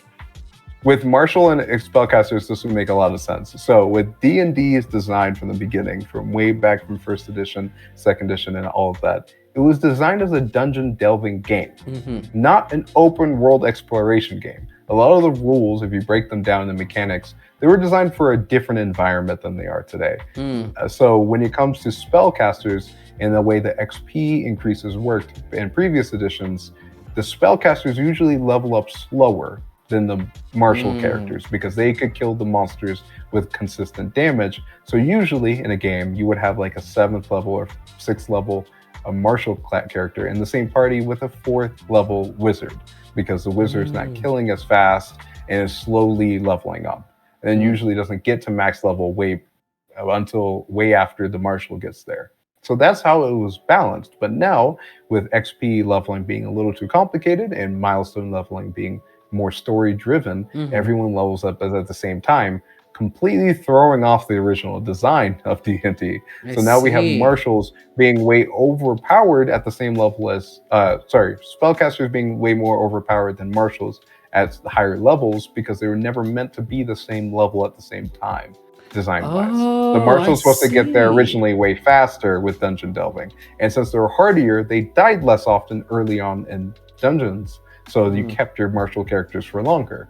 This is now a problem in D&D because now spellcasters have spells that fundamentally can end boss battles instantly, killing the fun for almost everyone but the spellcaster. Polymorph is a well-known spell of like instantly de-escalating an entire thing, or a whole person. We salute you, Matt Mercer. Exactly. Like that is crazy hard to deal with, and you kind of have to like narratively juxtapose ways to get the monster to be back a threat without like making it too much shenanigans. But it does take a tense moment and make it into a shenanigan moment really quickly with some of these spells. So essentially with D&D, that resulted in the designers making legendary actions and legendary resistances. Yes. So then when the spells like that are cast, it doesn't stop the threat. The problem that caused is basically 2 separate health bars for monsters now. There's a health bar of legendary resistances and health bar of health. And the marshals are trying to get the health down to 0 and a race against the spellcasters who are trying to get rid of the legendary resistances so their spells actually end the fight. That is like basically what the game is. And essentially now you have the spellcasters and marshals playing 2 different combats in the same combat, not working together. It's not really cooperative in that aspect. So to solve all of that took a lot of work. There's a lot of, we just went through a playtest with a DM playing D&D with a lot of modifications from our game system to see if that helps with designing monsters with getting rid of legendary resistances, but replacing them with something that actually makes the combat fun and escalating still, and keeps the threat there. But also, for our game system, we could take it a little further. So we introduced priming and triggering abilities. So like I mentioned aura in the past, every character has access to magic to some degree. It looks different for marshals than does spellcasters. And there's the entire, like, if you've ever watched Hunter x Hunter, there's an entire grid here with how this kind of interacts with each other. But essentially, half the types of magic are priming magics. So usually spellcasters have access to these. They hit the target. If you hit or miss, it still primes the target. It does this weird magical aura effect, disrupting the enemy's aura in some kind of way. Then the triggering abilities cause an explosion of one of three types, because there's 6 types of magic overall. 3 of them are triggering. When the marshal hits the target or the spellcaster hits the target with a triggering ability, it causes an explosion to happen of 3 different types. Either a force explosion, which just deals straight up damage. There is the elemental explosion, which deals elemental status effects, depending on the element of the triggering ability. And then there is the planar explosion, which creates like an anti-magic zone or a gravity zone, flipping how that area around that monster works. To cut this in an example, one of the characters in the playtest in the adventure module with the pre-made characters is a financial magician. He takes care of all of the family's finances, and he deals with that a lot, but he's also the magician that trained mage, I guess, in the group. So when he uses his magic, one of his spells is a priming ability, and it basically looks like an eruption of golden coins, of aura golden coins, going towards the target and wrapping around them and holding them there. It's the control ability that the mage kind of has. Then one of the other players has a flame triggering ability, and when they hit the golden coins, basically the golden coins started to melt and mold and break the arms of the cultists as it enveloped them, and burning coins. And that's kind of the elemental of fire, the concept of burning effect, while the control spell was still holding them as a priming ability. So it causes this like combination between spellcasters and marshals to work together. Even if you miss your attack, you're still causing the secondary effect to happen where this target is primed and now can be triggered. This opportunity is created for cooperation to fight these enemies in that way, without getting rid of, I guess, legendary resistances. There's not really that many spells that work like that against boss monsters. There's 3 types of monsters. There's minor minions, which this combination works clearly on, and spells like control and all that work clearly on. Then there's the major enemies, which are special types of minions, a little bit more health, a little bit of armor, and they're specialized in something. So maybe this major enemy is really fast, and this other enemy is a brute, which will destroy the terrain and coming to target you. But they're only skilled in one of those things. And then we have apex monsters, which are the bosses. They're skilled at least 2 or 3 different things. So they can be a brute, but also have magic. So they can get into the fight with you, break down walls, but also entrap you with magic and such. So the apex monsters you can't like control them or lock them down as easy, but instead you do a set amount of damage, which is marked on your ability. So instead of the gold coins erupting and holding down the apex creature, it would just deal damage to that creature a set amount. So there's no point to holding back some of your control spells, because they have the ability to still prime the target, still create that explosion on the apex monster without being useless. So you can still use your control spells. You can still use there's no polymorph yet in the spells, but you can use your polymorph and stuff like that to still affect the boss monsters, but it doesn't end the combat. And you're still working together to bring this boss down to the lower health. But at the same time, the boss monsters, when they reach certain health points, that's when they trigger certain abilities. So if you clear over half the health of a boss, 2 of these major boss effects that are unblockable are about to happen. And now you have to anticipate that. So now you don't have one of your players who is, I got this, I can kill the boss almost in one move. It's like, okay, if you do that, you know the boss is going to use both of their non-blockable abilities at us at once. And that might kill us. Yeah. So we have to do this tactically, and you might want to make sure you're out I of the see. way or stuff like that. So when you're a DM, you will have that cool ability you wanted your boss monster to do, and it's only a one-time thing that's going to happen when they reach half health. Even if the players outright try to kill the boss monster and do really well, they still have to deal with the consequences of doing damage that fast. And narratively, how this makes sense is that creatures and people, when they think they're in power and their boss, I guess, and their health or their life is threatened so fast, so quickly, they panic and go nuclear. And that's basically what the boss monster is doing. So the ancient dragon might erupt in ancient flames around it, damage, might risking its own life, but it doesn't care at this moment. Half its health is just left. So it doesn't care. It's going to try to wipe out everything in the room at once now, using multiple of its abilities at the same time. So therefore, even if your boss monster is getting killed unexpectedly fast as a DM, you still get to use those. You still get to use the cool abilities. You spend time writing up and it not like dying in 5 minutes. Yeah, and that also makes bosses equally always a threat, no matter how powerful you are.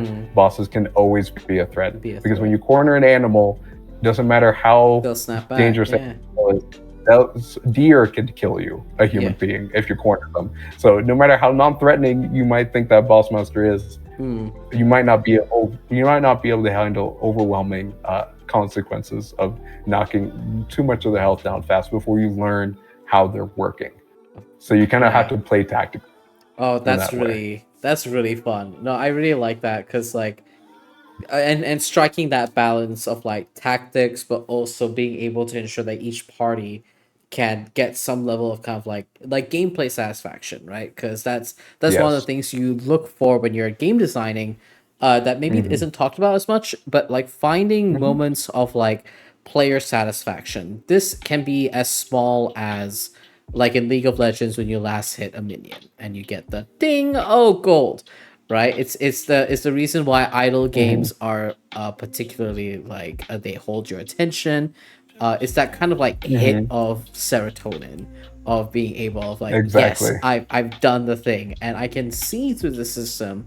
If you are like someone like my friend Kyle, who really loves being really clever and tactical with his spells, being able to kind of look at all these different aspects of spellcasting and be able to create the perfect scenario and like slowly build up that like perfect combo for what that looks like, and for like martial classes being able to do that as well, and also satisfaction on the DM or GM in this circumstance, because people forget sometimes that the GM is also a player. They're also here to have fun and to enjoy themselves. And sometimes it's not fun on the GM when a fun monster they spent God knows how long crafting is felled super quickly. And while they can still hold space for their players' joy and being able to be clever in doing that, it still sucks a little bit, right? Like I remember making a Final Fantasy X inspired monster for my players and see them nuke it in like 30 minutes. So I was like, okay, I was expecting this to go on a little longer. I didn't even get to use my funny ability. That's fine. Right? And I totally understand that feeling. It's very interesting to see you play with that aspect. With that, folks, we have hit our 2 hours sub mark. This is a great way to throw in your Q&A questions. If you have questions you want to ask Ethan over here about the game, about design choices, about stuff that you'd like to see, please throw them in chat as we wrap things up and begin closing out Designer Spotlight. This is a really neat system that you've made here, Ethan. How can folks? I'm glad you like it. How can folks find out more about this game? I know you're running playtests. Are playtests open for folks to join in? Not yet. Playtests will become open with the playtest packet, which is basically the entire game of Swift mode, which will become free once the game releases fully. Are you sure? My guy? Swift will be. The mighty and majestic levels will be restricted for pay, but Swift is meant to be free for families to be able to play with a low barrier to entry. Sweet. We're coming down on economic hard times, and this game was originally birthed from my want to play at a table with friends and eat delicious food The Swift mode is perfectly enough for you to be able to do that, and that's what I wanted to design it for people to have access to it. Gotcha. So that part will be free. Mighty and Majestic, if you want to get deeper into it, that will take a lot more effort. So it will be some kind of payment to get access to those. But I wanted to make that as part of the guaranteed way. So, but by May, you will get the playtest packet, which would pretty much be all of Swift mode as actual playtest packet. Like the whole game will be the playtest packet, because that's what playtesting is. You need the entire game to play it. Yeah. A whole tirade I can go on that. Getting a playtest packet and not being able to actually play the game makes zero sense to me. So by May time, it will be publicly released on our website for you to download and play. There will be public playtests that I'll try to hold with people who are interested, as long as there's not too many people. I'll try my best to keep up with everyone. Yeah. And I will also, I was thinking of adding like a Google phone number as well to the gameplay packet. So you have that aspect of way back when Gary Gygax was designing, and you can actually just call him up and ask him a question like, hey, I don't understand this rule. Can you explain it? And it's like, if I answer or text you back, I can. It'll be a Google phone number, so I can keep track of all of that. We got feedback from folks in the chat saying, as a disabled dude on benefits from Keith, we love Keith. As a disabled dude on benefits, I super appreciate free games. I think it's incredibly kind. It is incredibly accessible for you.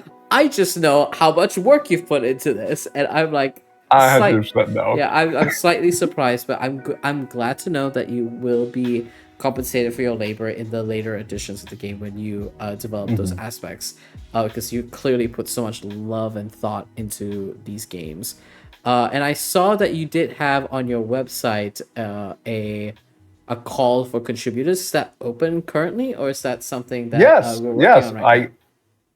I think right now we have we had a lot of people play tests, friends and people I've met around where I live.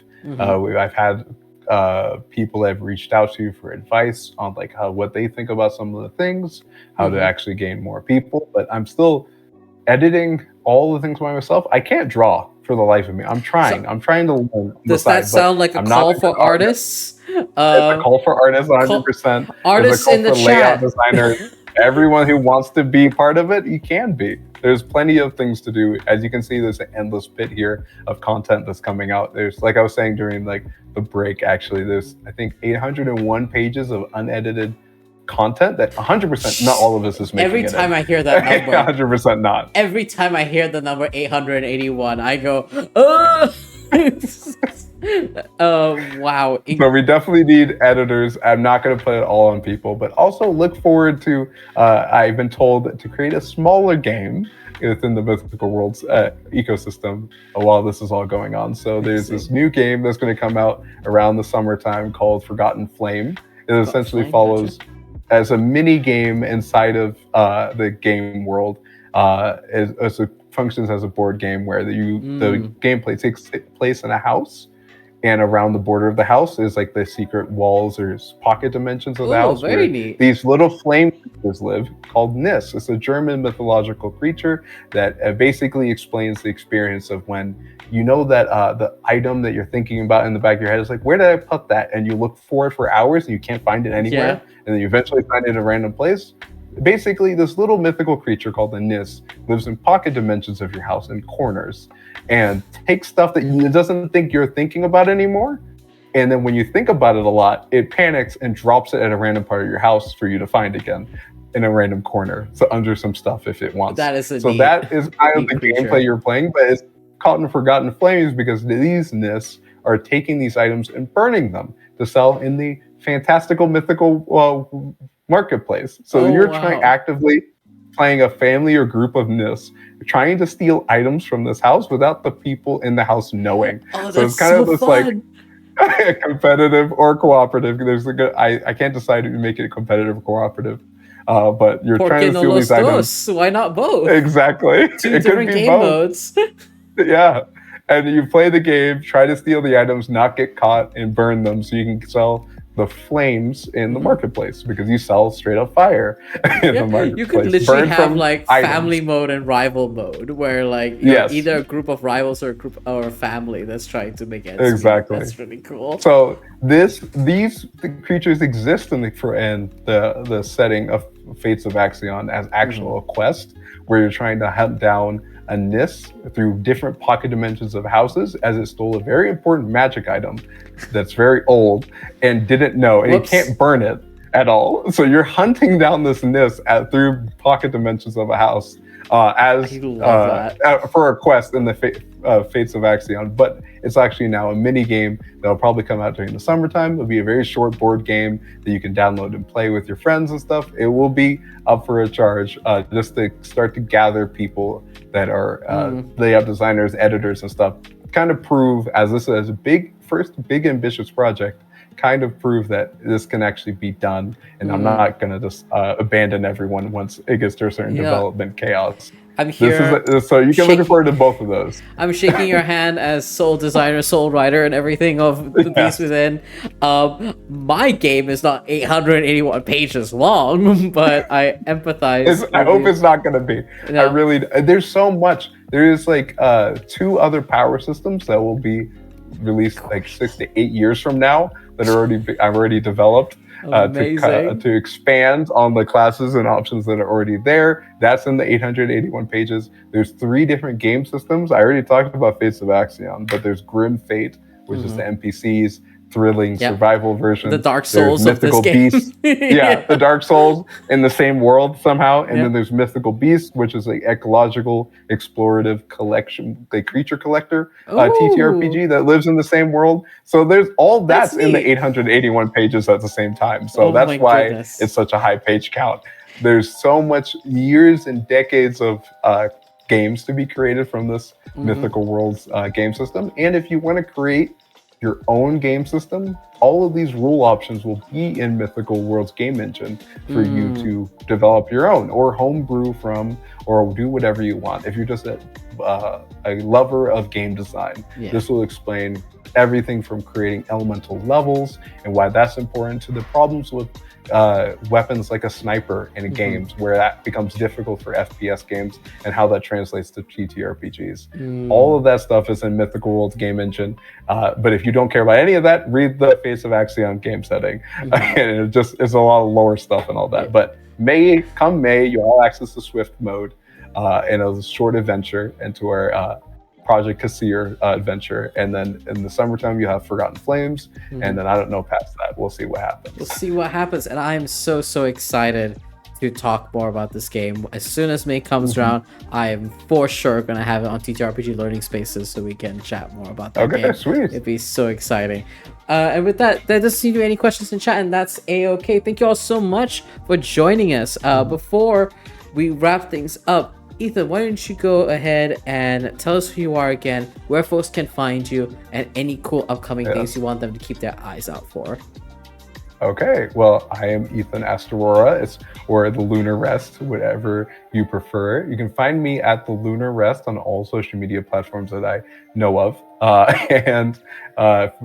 Past that, you can also get more information on our website, which has the preview packets that are currently out.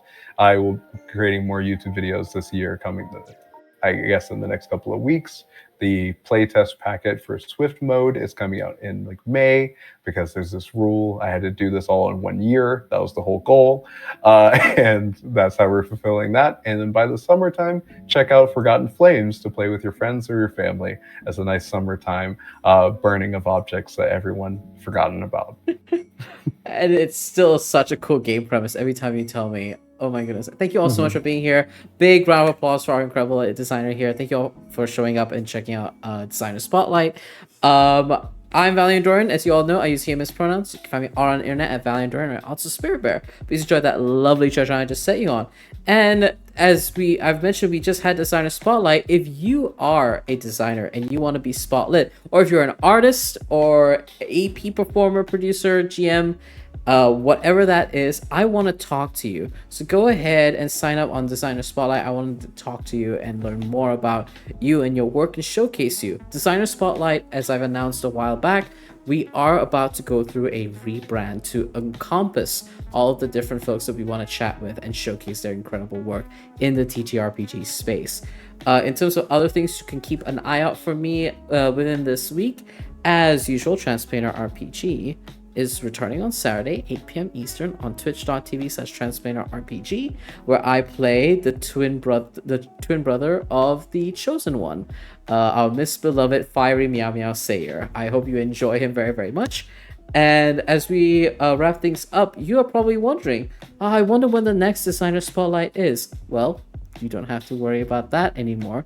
Our next Designer Spotlight is of Lila Fujiwara's Jukebox, and we'll be speaking with Lila herself here on Friday night at, I believe, 7 p.m. Eastern. I have to double check on the timing on that. But currently, Jukebox is live on Kickstarter. Please go and check out the karaoke tabletop role-playing game by Lila Fujiwara and some incredible contributor writers.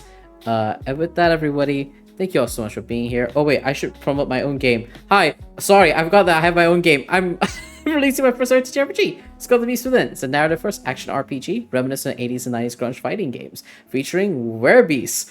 Our quick start guide should be out in February, latest early March. And then we are planning to release our full rulebook around April or May. So keep your eyes peeled for that, and so that you can start playing your funny werewolves and werebeasts.